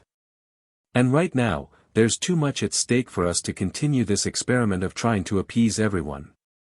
Musk took a deep breath, leaning back in his chair. The conversation had been coming for weeks, though he hadn't expected it to unfold this way. "I know, Amelia," he replied, his voice calm but resolute. "But if we stop now, we stop everything we've built so far. I'm not ready to give up on this vision." "It's not about giving up," she countered, her tone softer. "It's about recalibrating. We've brought together brilliant minds, but we can't keep going in circles without making progress. We need to find a way forward, and it starts with confronting the hard truths. Not everyone in this room shares the same values. We need clarity about what we stand for, whether that's technology as the solution or creating a broader, more inclusive plan." Musk paused, considering her words. "I'm not asking you to abandon your values. I'm asking for the courage to stand together even when we disagree." There was a long silence on the other end of the line, before Dr. Grant finally spoke again, quieter this time. "I just hope we're not too late to make the change we need." The following week, the Horizon Initiative faced a pivotal moment that would shape its future. The team had scheduled a series of public consultations to gather more feedback from people around the world, an attempt to align the initiative with the needs and concerns of local communities.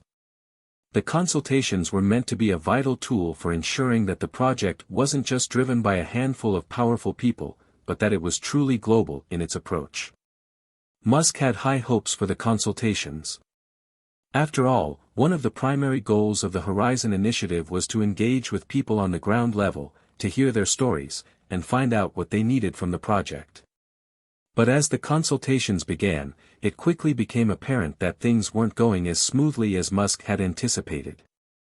In one of the consultations held in rural Appalachia, a region that had long suffered from economic and environmental hardships, the crowd was skeptical. The town hall meeting started with optimism, but soon, the questions turned harsh. "How can we trust that your initiative is really for us?" one man in the crowd shouted. "You're coming in here talking about saving the world with fancy technology, but you've never lived a day in our shoes. We've been forgotten by the system for decades." The words stung, but Musk wasn't surprised. He knew that not everyone would immediately buy into the mission. What hurt more was the underlying truth in the man's statement. Despite all the grand plans, despite the global summit, the Horizon Initiative hadn't yet bridged the gap between theory and reality. It hadn't reached the people who needed it most. "We're not trying to impose anything on you," Musk replied, keeping his voice calm. "We're here to listen, to understand, and to work with you on finding solutions that make sense for your community. We want to help, but we need your help too. This is about all of us, together." But the more he spoke, the more it became clear that the people in the room weren't looking for promises or grand gestures. They were looking for action, action that had tangible, real-world results. Musk realized that for all the technological solutions they had in the works, it wasn't going to be enough unless the people believed they had a stake in the future too. In the following consultations, the story was the same. From rural communities in the US to cities across Europe and Africa, the message was clear: people were tired of hearing about grand visions without seeing concrete actions. They wanted more than just words, they wanted solutions that addressed their immediate needs, and they wanted to feel heard. Back at the headquarters, the team gathered to process the consultations and the feedback from the meetings. It was a sobering moment. Musk had envisioned the initiative as a top-down process, one that would inspire and unite people through big ideas. But now he realized that it needed to be more than that, it needed to be grassroots-driven. The movement couldn't just be about top leaders and experts. It had to start with the people, and they had to feel ownership over the future they were building. "Maybe we've been looking at this the wrong way," Musk said, addressing the group. "We've been trying to create solutions without fully understanding the realities that people are facing. We need to listen more, involve more voices, and find ways to help people help themselves." Amelia, who had been quiet up until this point, spoke up. "Elon, that's exactly what I've been trying to tell you. We need to meet people where they are, not where we think they should be. We need a more inclusive approach, one that empowers people at every level." It was a turning point for the initiative. Musk, for the first time, began to see the truth in the criticisms and realized the importance of humility in their work. The Horizon Initiative had become a symbol of hope for many, but it would never be able to deliver on that hope if it didn't connect to the ground realities that people faced every day. As the meeting adjourned, Musk felt a weight lift from his shoulders. The road ahead would be difficult, full of setbacks, disappointments, and perhaps even failures. But it was also clear that they had reached a tipping point. The Horizon Initiative was no longer just a top-down project or a technocratic dream. It was evolving into something much bigger, something more inclusive. And with this shift came the promise of real change. As the Horizon Initiative continued to grow, it became clear that it had to evolve, just like the world it sought to change. The consultations had revealed something important: people didn't just want solutions, they wanted to feel like they were part of the solution. They needed to see themselves in the narrative, to know that their voices were heard and valued. Elon Musk, though initially slow to understand this, began to grasp the importance of shifting the initiative from a top-down approach to one that was truly participatory. With this new understanding, Musk called for a pivotal global meeting. The Horizon Initiative team would gather together to rethink their approach, address the concerns that had arisen, and, most importantly, reaffirm their commitment to the people they were trying to serve. It was time to unite the diverse factions that had formed within the initiative. The technological visionaries, the grassroots advocates, and the social reformers needed to come together under a single, shared purpose. In the grand meeting hall of the Horizon Initiative's global headquarters, Musk stood before the assembly. The atmosphere was charged with both anticipation and uncertainty. There were many lingering questions, and even more doubts. Would they be able to overcome the internal fractures? Could the initiative truly become a movement that resonated with ordinary people, and not just the elite few? Elon was acutely aware of how fragile the initiative's future was. He knew that one wrong move could fracture the momentum they had built, especially after the tension surrounding the consultations.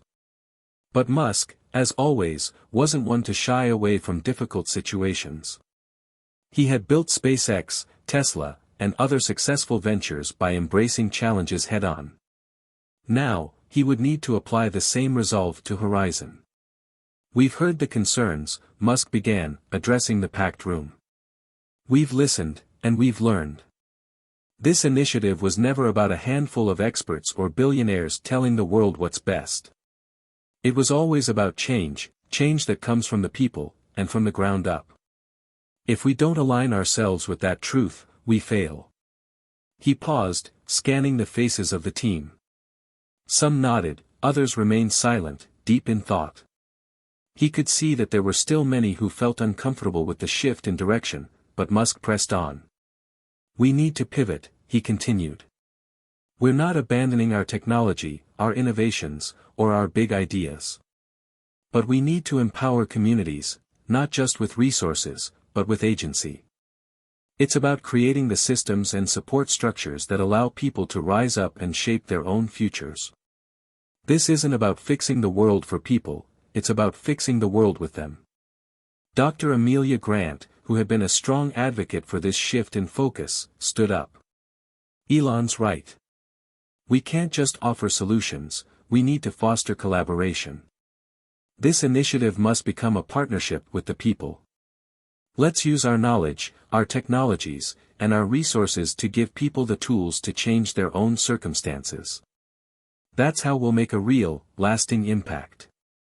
The room buzzed with conversation as team members began to process the shift in strategy.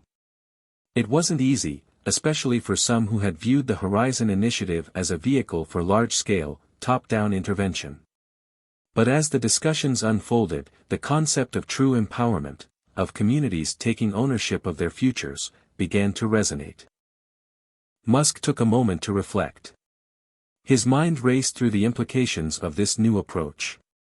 It would mean revisiting their strategies for funding, outreach, and implementation. It would mean collaborating with local governments, nonprofits, and community organizations in ways they hadn't initially anticipated. And it would also mean confronting the inevitable resistance that would come from entrenched powers. But for the first time, Musk felt a renewed sense of hope. This wasn't just a project anymore, it was a movement. A movement that transcended borders, ideologies, and even industries. In the days that followed, the team worked tirelessly to refine the new direction of the Horizon Initiative.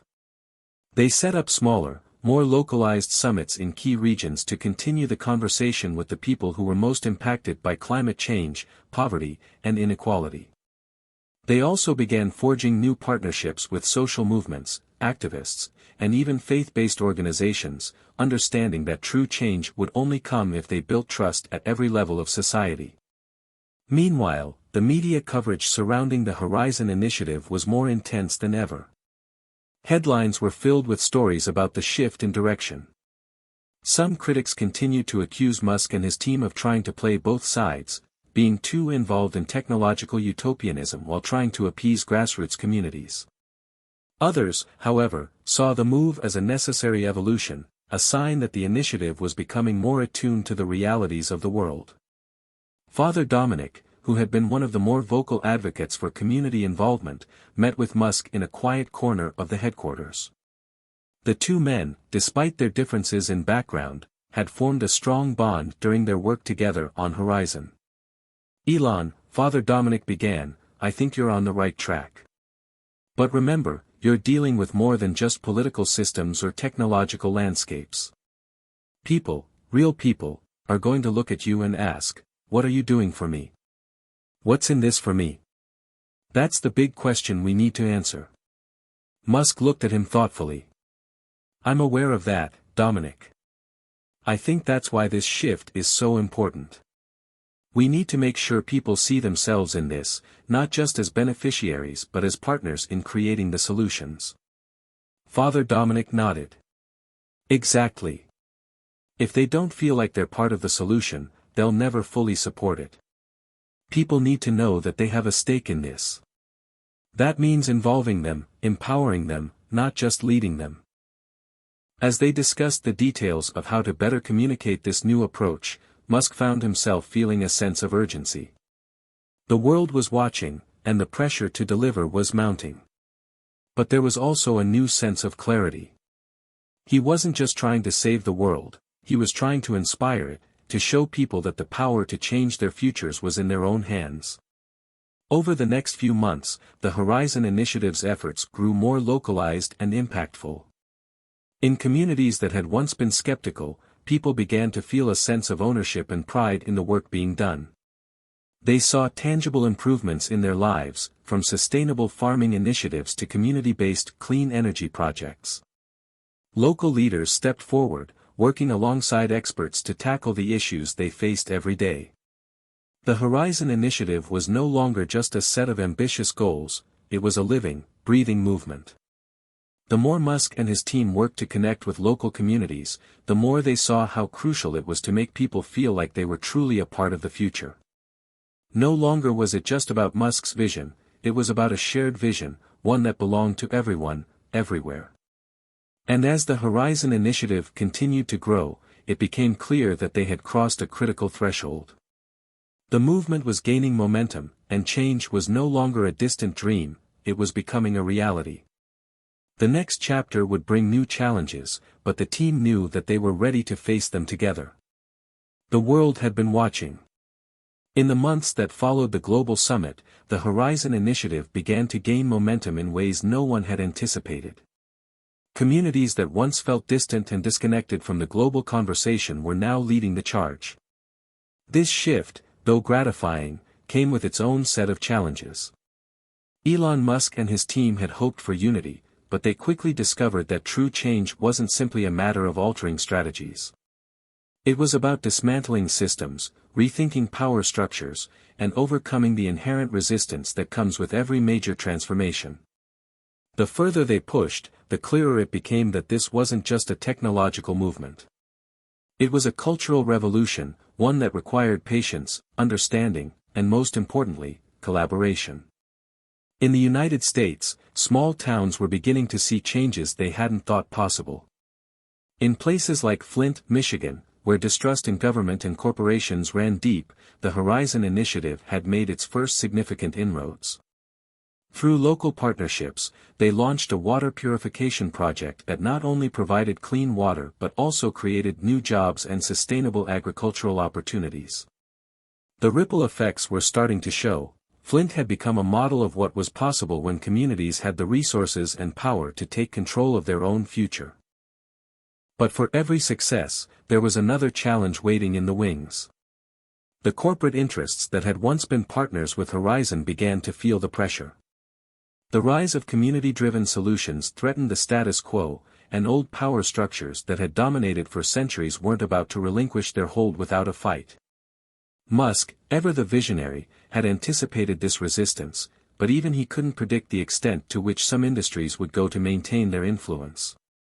In late August, Horizon's clean energy project in Texas, which had received glowing praise for its innovation and sustainability, was targeted by a coordinated misinformation campaign. The campaign claimed that Horizon's solar technology wasn't as efficient as advertised, despite the fact that independent studies had proven otherwise. It was during this period that Musk began to feel the weight of the mission he had embarked on. The messages, the accusations, and the public attacks were coming at him from all sides. Yet, amid the pressure, Musk found solace in the quiet moments of progress, the stories of people whose lives were beginning to change. One afternoon, while attending a community event in rural Nebraska, Musk sat with a group of farmers who had been participating in the Horizon Initiative's new agricultural sustainability program. The farmers, who had once been skeptical of any kind of outside intervention, were now thriving thanks to advanced irrigation systems and crop rotation methods that reduced water usage and increased yields. "You know, Elon," one farmer said as he leaned over the table, "I didn't think this whole green thing would work here. But now we're producing more than we've ever had, and using a lot less water than before. My neighbors are starting to ask questions." Musk smiled, a rare moment of satisfaction crossing his face. It's not about technology alone. It's about creating opportunities for people to invest in their own futures. You're not just using new methods, you're changing how your community operates. The words stuck with him. It wasn't about Musk coming in with a solution and leaving, it was about creating systems that allowed communities to thrive on their own terms. Musk had to remind himself that while technology was important, it wasn't the ultimate answer. The ultimate answer lay in empowering people. But back in the headquarters of Horizon, things weren't so calm. Dr. Amelia Grant had grown increasingly concerned with the growing tension within the initiative. The very people who had been enthusiastic about the initiative's shift to community-driven solutions were beginning to feel the weight of the political pressures they faced. Those from the corporate sector were beginning to push back, trying to influence the direction of the program in ways that didn't align with the ideals of Horizon. "The stakes are higher than they've ever been," Dr. Grant said during an impromptu meeting with Musk and several other senior team members. "We're at a crossroads. We can't keep placating these corporate interests without losing what makes this movement unique.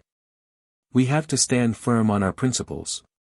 Musk nodded, his face drawn with a mix of concern and resolve. "I know. The harder we push for change, the more resistance we'll face. But we have to do it. We can't go back." The room fell silent for a moment as the reality of their situation set in. Musk could feel the weight of their collective resolve, and yet, something inside him tugged at his mind. The battle they were facing wasn't just external, it was internal, too. There were factions within their own team that were starting to question how far they were willing to go for the sake of the initiative. Musk was facing the kind of pressure that had almost broken him in the past, but this time, he was determined to stay the course. Days later, the media attention surrounding Horizon reached a boiling point. A particularly damning report from a prominent news outlet claimed that Horizon's technological advancements were, in fact, taking jobs away from local workers in certain industries.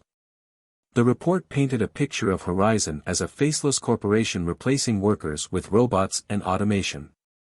Musk knew that, while there was some truth to the argument, new technologies were indeed displacing certain sectors, the report was grossly misrepresenting the broader mission of Horizon. Despite the negative press, Musk found a way to turn the narrative around. In an exclusive interview, he addressed the accusations head-on. "We're not here to replace people with machines. We're here to free people from the systems that hold them back," he said, his voice firm but measured. "The technology we're developing isn't just about automation, it's about providing people with tools that let them rise above the limitations they face. It's about giving people control over their lives, over their communities. And the only way we're going to get there is if we work together." The interview became a turning point for the Horizon Initiative. Musk's direct response to the criticisms showed a new level of transparency, and for the first time, he directly addressed the underlying fears people had about technological change. The press began to shift, and support for Horizon's mission began to rebuild. Despite the challenges, Horizon's success stories continued to pile up. In South America, Horizon's partnerships with local governments and organizations had led to a dramatic decrease in deforestation, with entire regions moving toward sustainable land management. In India, Horizon had helped implement low-cost solar panels for rural communities, improving access to electricity in areas that had never had it before. Elon Musk had known this road would be difficult, but as each new success unfolded, he felt a renewed sense of purpose. The battles were far from over, but there was no turning back now. The initiative was more than just a set of projects, it was a force for change, one that was reshaping the world, one community at a time. The success of Horizon Initiative was undeniable. Communities were thriving, innovations were spreading, and the message of empowerment was resonating around the world.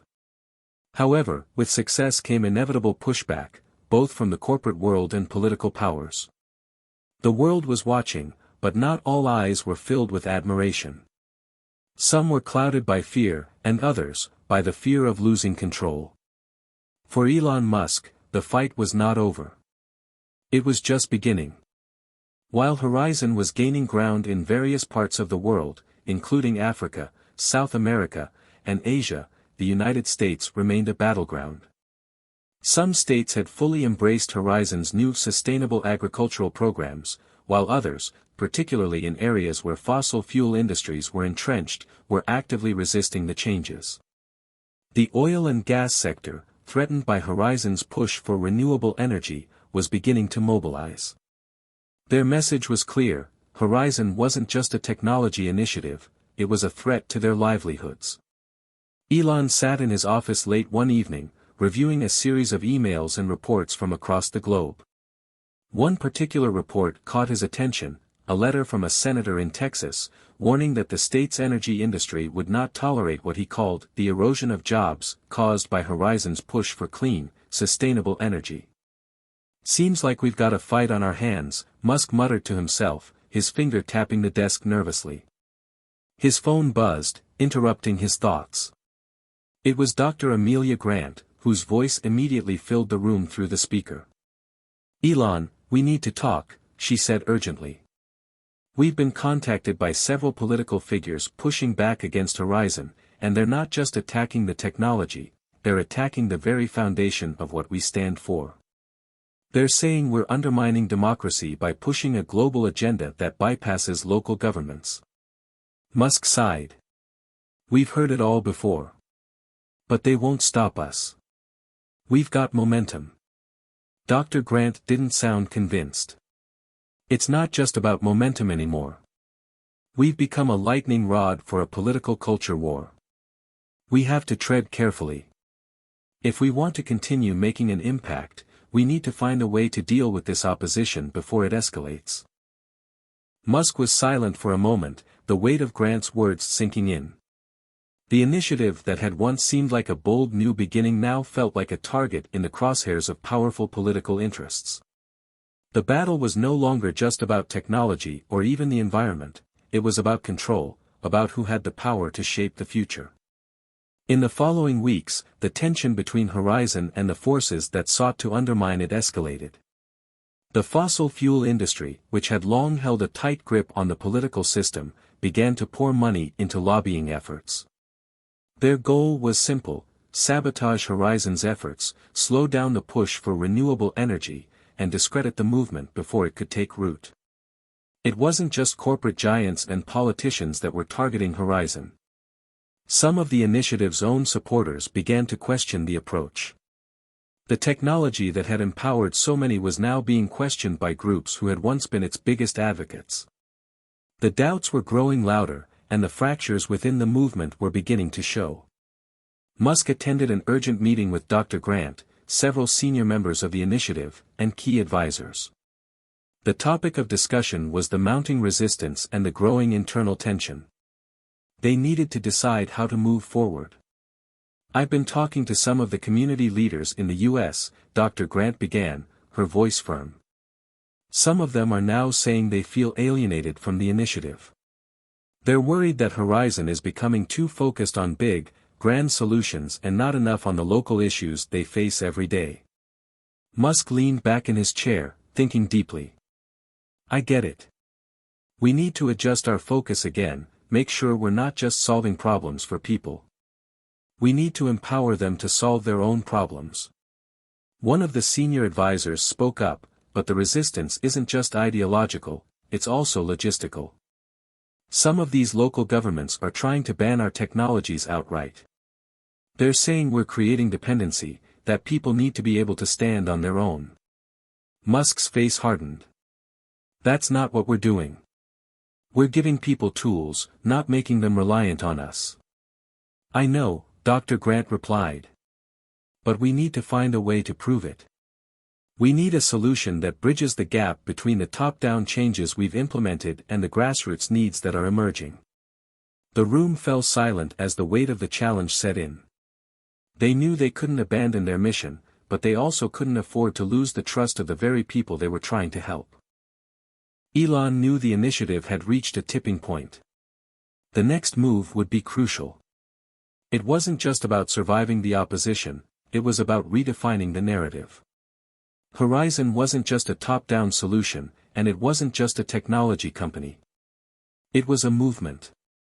But to maintain that momentum, they needed to shift the focus once more, this time back to the people who had helped build it from the ground up. That evening, as he looked out across the sprawling cityscape of California from his office window, Elon realized that Horizon had become more than just a project. It had become a symbol of the future, one that offered hope to many and fear to those who had something to lose. He understood now that the real challenge wasn't about the technology, the funding, or even the partnerships. It was about the people, how to build bridges, foster collaboration, and dismantle the systems that had long oppressed them. But with the resistance continuing to rise, Musk knew that Horizon had to evolve yet again. It wasn't just about providing clean energy or sustainable agriculture. It was about fostering community-led innovation, giving people the agency to shape their own futures in the way that worked for them. He turned to Dr. Grant, who had entered his office quietly. "We need to shift our narrative," he said, his voice steady. "We're not just pushing technology, we're creating space for communities to innovate. Let's go beyond sustainability. Let's talk about empowerment.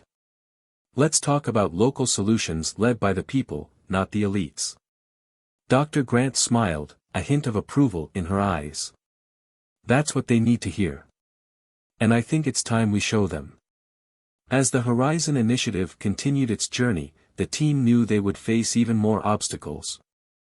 The resistance would not disappear overnight. But Elon Musk, with the guidance of Dr. Grant and the passionate support of his global network, was determined to keep pushing forward. They would adapt, they would learn, and they would keep fighting for a future where everyone had the power to shape their own destiny. The true test was not whether Horizon could survive, it was whether it could thrive in the face of adversity. It was a month after the strategic shift Musk and Dr. Grant had discussed, and the Horizon Initiative was in full swing. The internal tension, though still palpable, had lessened slightly.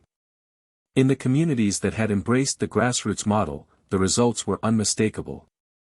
People were building solutions, and their voices were beginning to drown out the negative narratives. In rural Appalachia, farmers had taken the Horizon's new farming technologies and adapted them to the unique landscape of the mountains. The innovative irrigation systems allowed crops to thrive in areas that had been previously deemed unsustainable. The community was becoming self-sufficient, and many had begun selling their goods directly to urban centers, bypassing middlemen. It wasn't just about farming, it was about autonomy. But even as these success stories unfolded, Horizon was still under fire. The media had found a new target, the growing power of Horizon's decentralized approach.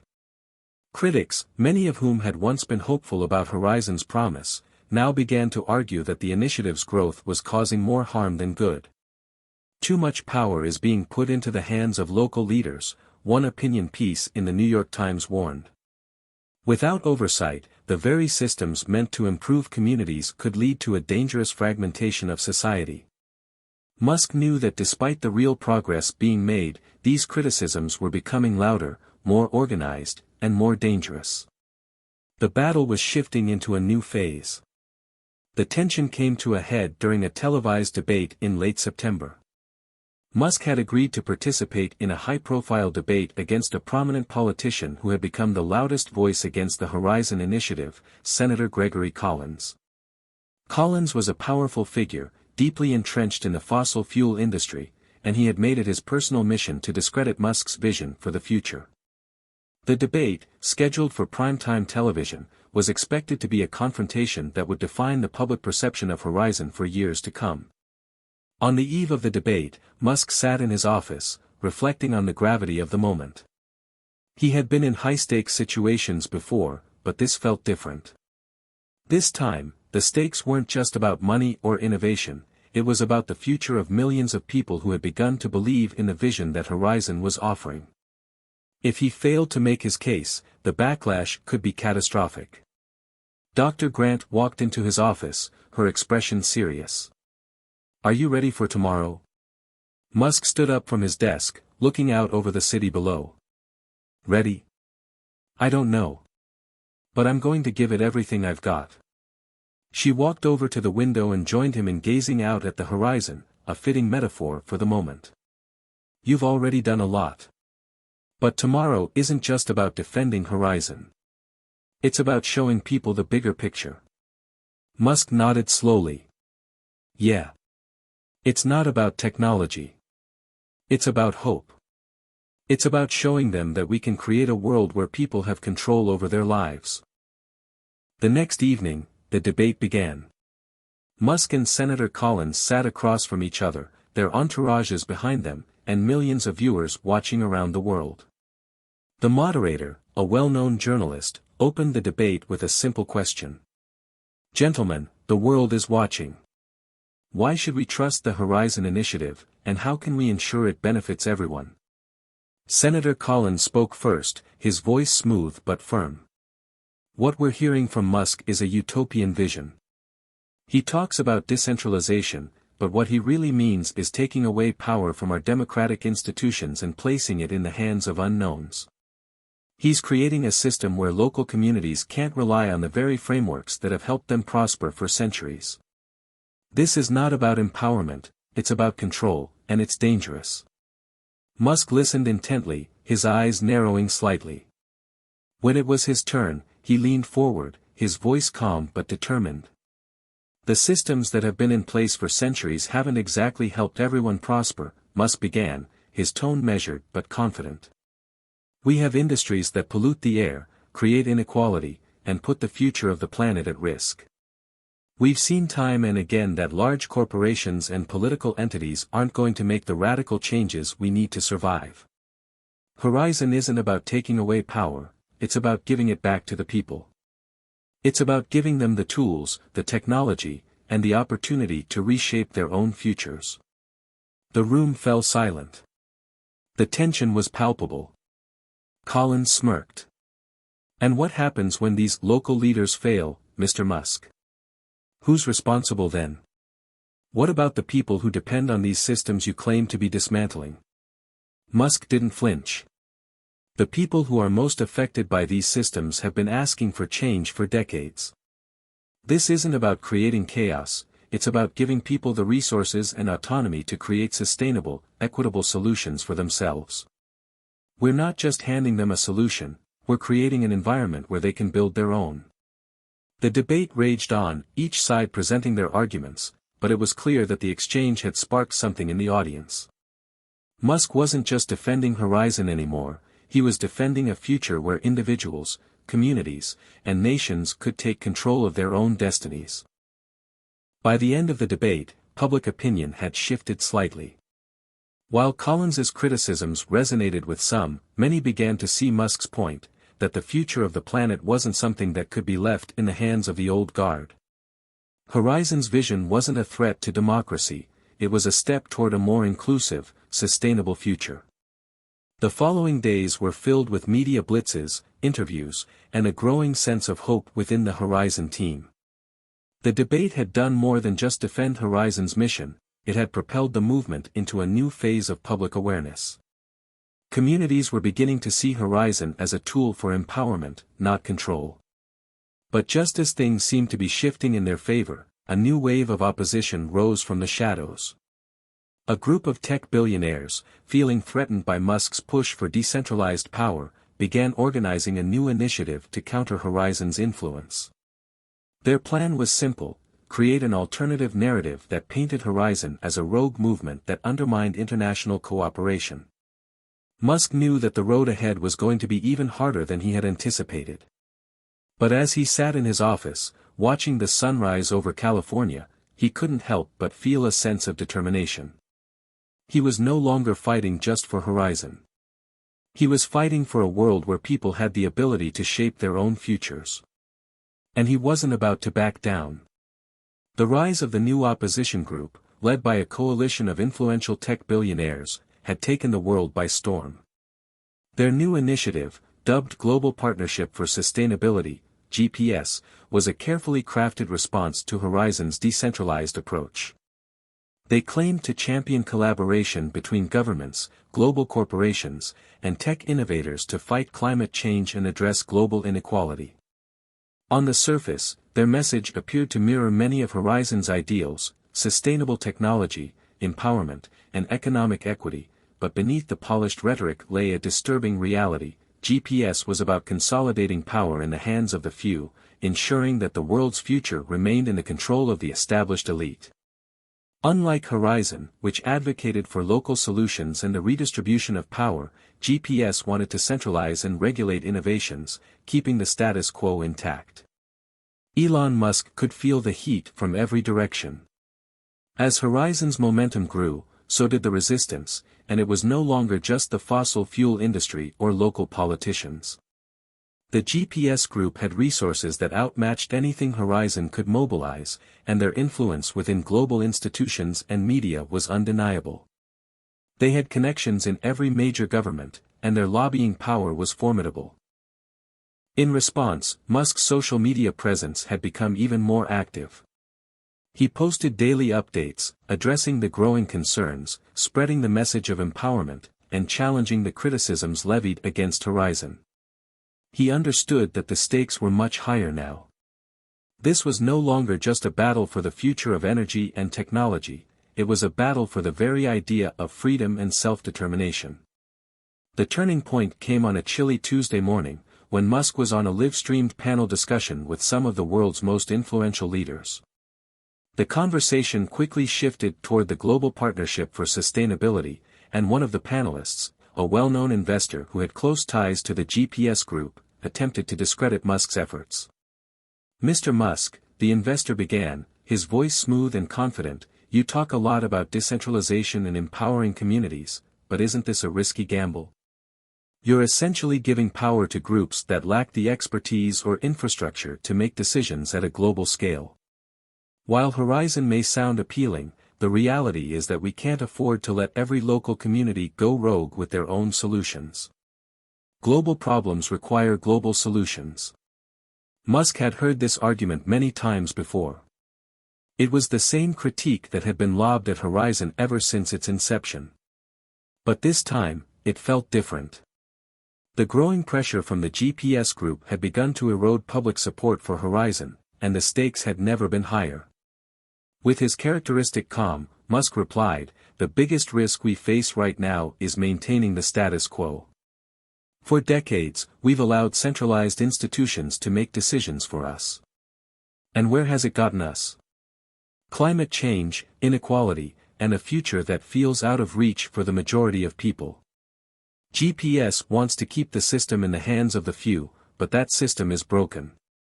We need to empower people, not just corporations and governments, to solve the problems we face." The response was electric, but the investor wasn't finished. "But decentralization has its consequences. What happens when different communities have conflicting goals, or worse, when they fail? Do we sit back and watch them fall apart? Is that really what you're advocating for?" Musk took a deep breath. He understood the gravity of the question.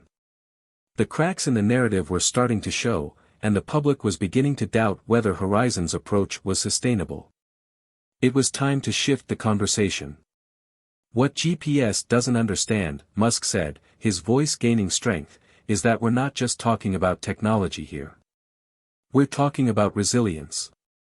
We're talking about empowering people to take control of their own future, not relying on an entity or corporation to dictate it. There will be failures. That's part of the process. But we're not giving up on the people who are willing to try. The difference between our approach and theirs is simple: we're betting on humanity. We're betting on the fact that if we give people the tools and the space to create, they will find a way forward. There was a brief silence before the panel moderator interjected, trying to steer the conversation in a different direction. But the damage had already been done. Musk's words had struck a chord with the audience, and the world was starting to take notice. That night, as Musk sat alone in his office, the weight of the day's events settled on his shoulders. The global stage had shifted once again, and Horizon was no longer just a movement. It had become a symbol of something much bigger. The battle wasn't just about technology or even climate change, it was about who controlled the future. Musk looked out at the horizon, the lights of the city below twinkling like stars. It was a moment of clarity. He knew that the fight was far from over. The GPS group had the resources to create massive pushback, and the battle for public opinion would continue to rage on. But there was something more fundamental at stake. It was time for Horizon to make its next move. The following week, Elon Musk announced a groundbreaking new initiative, the Horizon Exchange. It was a global platform designed to facilitate the exchange of innovative solutions, technologies, and knowledge between local communities, businesses, and individuals. The goal was to create a transparent, open-source environment where anyone could share their ideas, collaborate with others, and access the resources they needed to bring their visions to life. Musk knew that to win this fight, Horizon needed to show the world that decentralization didn't mean fragmentation, it meant collaboration on a global scale. Horizon was not about dismantling global cooperation, it was about fostering it in a way that allowed every individual to participate and contribute. The Horizon Exchange would be the proving ground for this idea, allowing individuals from every corner of the globe to come together and create solutions for their own communities. The announcement sent shockwaves through the media. While some critics mocked the idea, dismissing it as idealistic, others recognized the power of the message Musk was sending.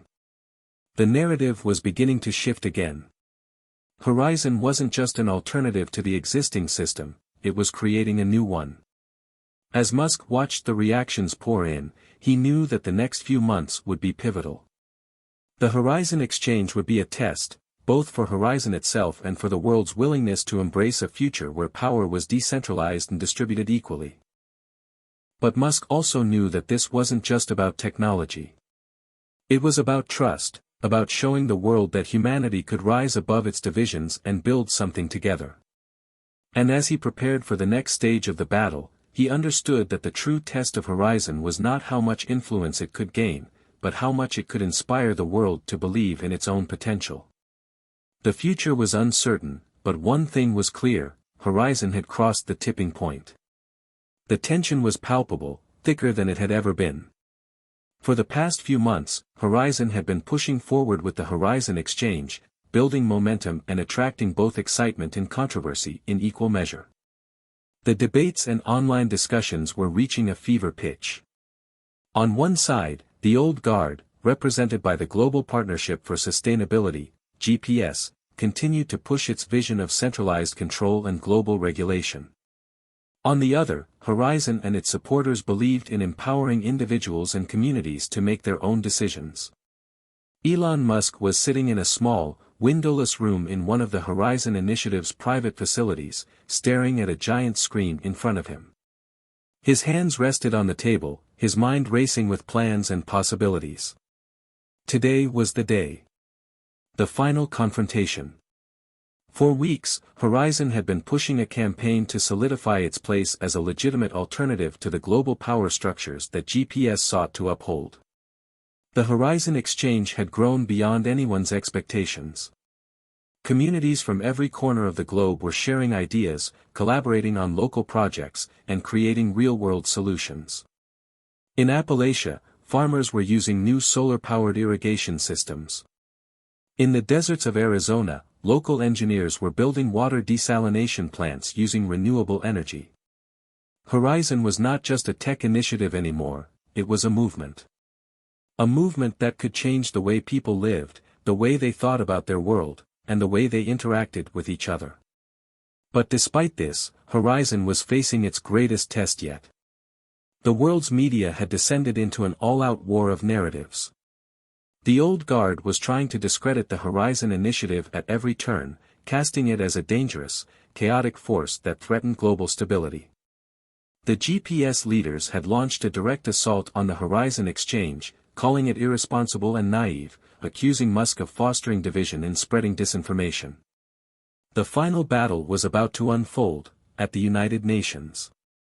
Musk had been invited to participate in a special summit on the future of the planet, a forum where world leaders and major tech figures would present their visions for the future.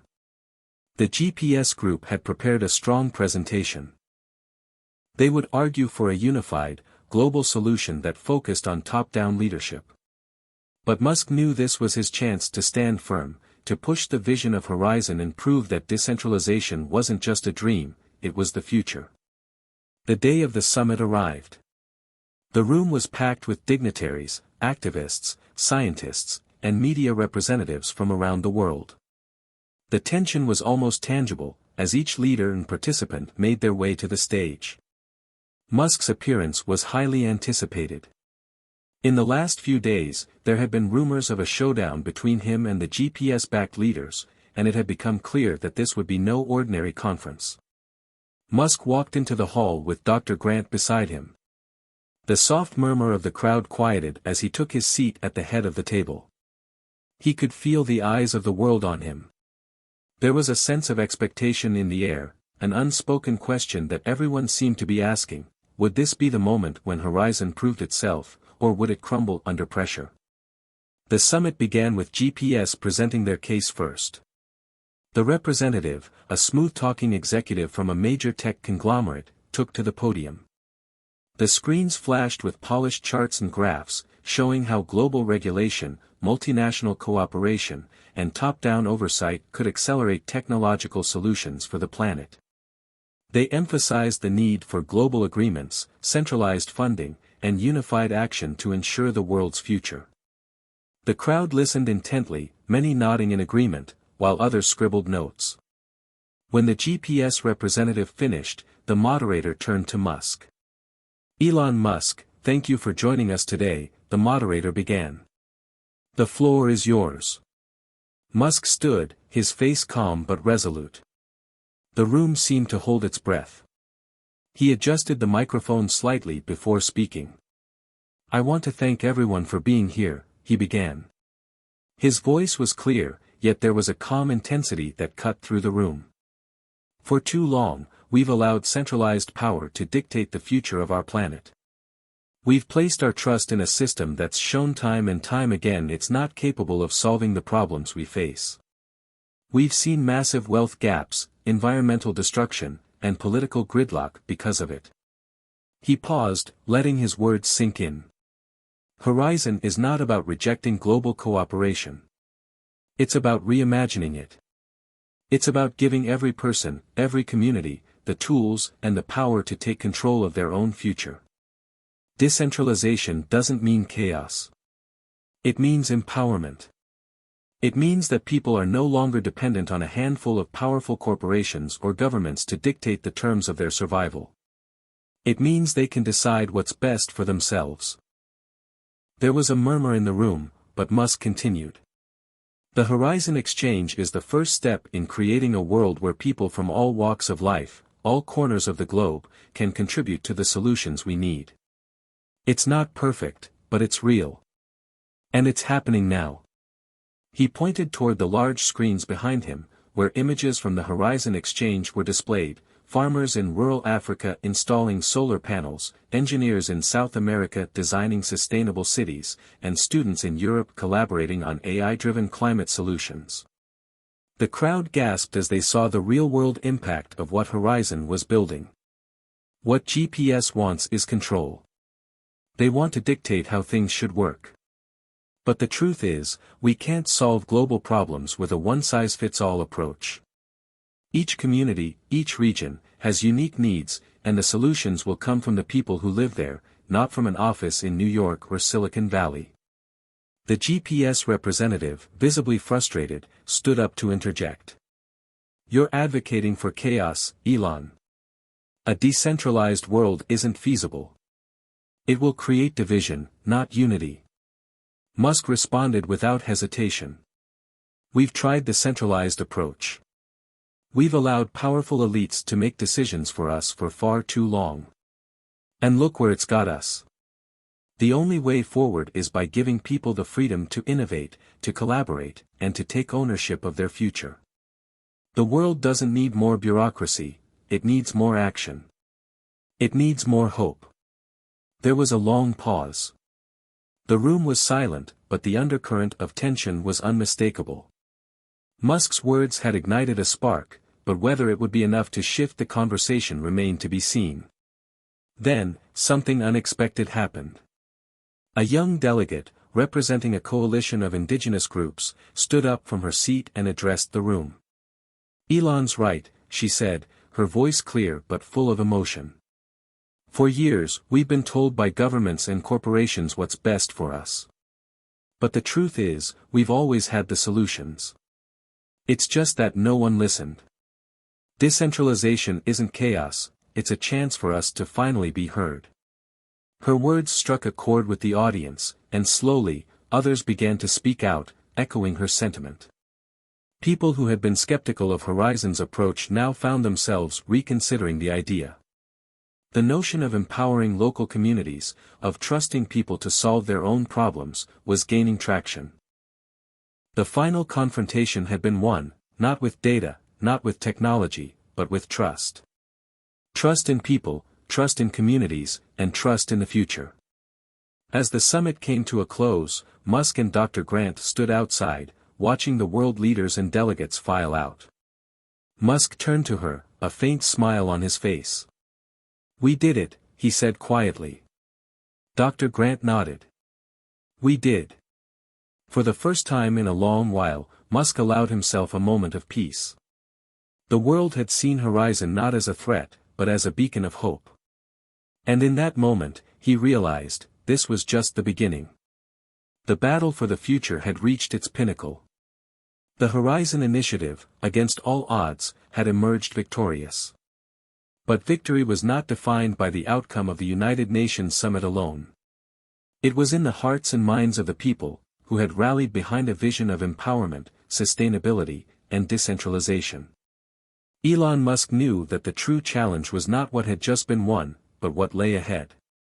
The days following the summit were a whirlwind. Media coverage exploded, with stories spanning from traditional outlets to independent blogs and social platforms. The public reaction was overwhelming. Horizon had gone from being a fringe movement to a mainstream force. The narrative had shifted. No longer was Horizon an idealistic fantasy or a disruptive outlier, it was a movement that had captivated the imaginations of millions. For Musk, the aftermath was both exhilarating and sobering. He sat at his desk late into the night, sorting through a mountain of emails and messages, many of them from leaders in tech, government, and academia, all eager to either collaborate or challenge the principles of Horizon. The demand for transparency, collaboration, and engagement was higher than it had ever been. Musk had always known this moment would come, but now that it had, he had to navigate the next phase of Horizon with the same intensity and vision that had fueled its creation. The first major initiative in this new phase was the launch of the Horizon Global Network. It was an extension of the Horizon Exchange, but on a larger scale. Instead of focusing solely on communities or regions, the network would connect individuals, businesses, researchers, and governments in a massive, global web of collaboration. It was designed to facilitate the rapid exchange of ideas, resources, and innovations in real time. Musk knew this was the future of Horizon, interconnected, decentralized, and built on the principle that no idea was too small to make a difference. From clean energy startups in Africa to autonomous vehicle developers in Asia, everyone would have a place in the network. The beauty of it was its scalability. It didn't matter if you were a farmer in a remote village or a tech mogul in Silicon Valley. All that mattered was the willingness to contribute to a shared vision for a better future.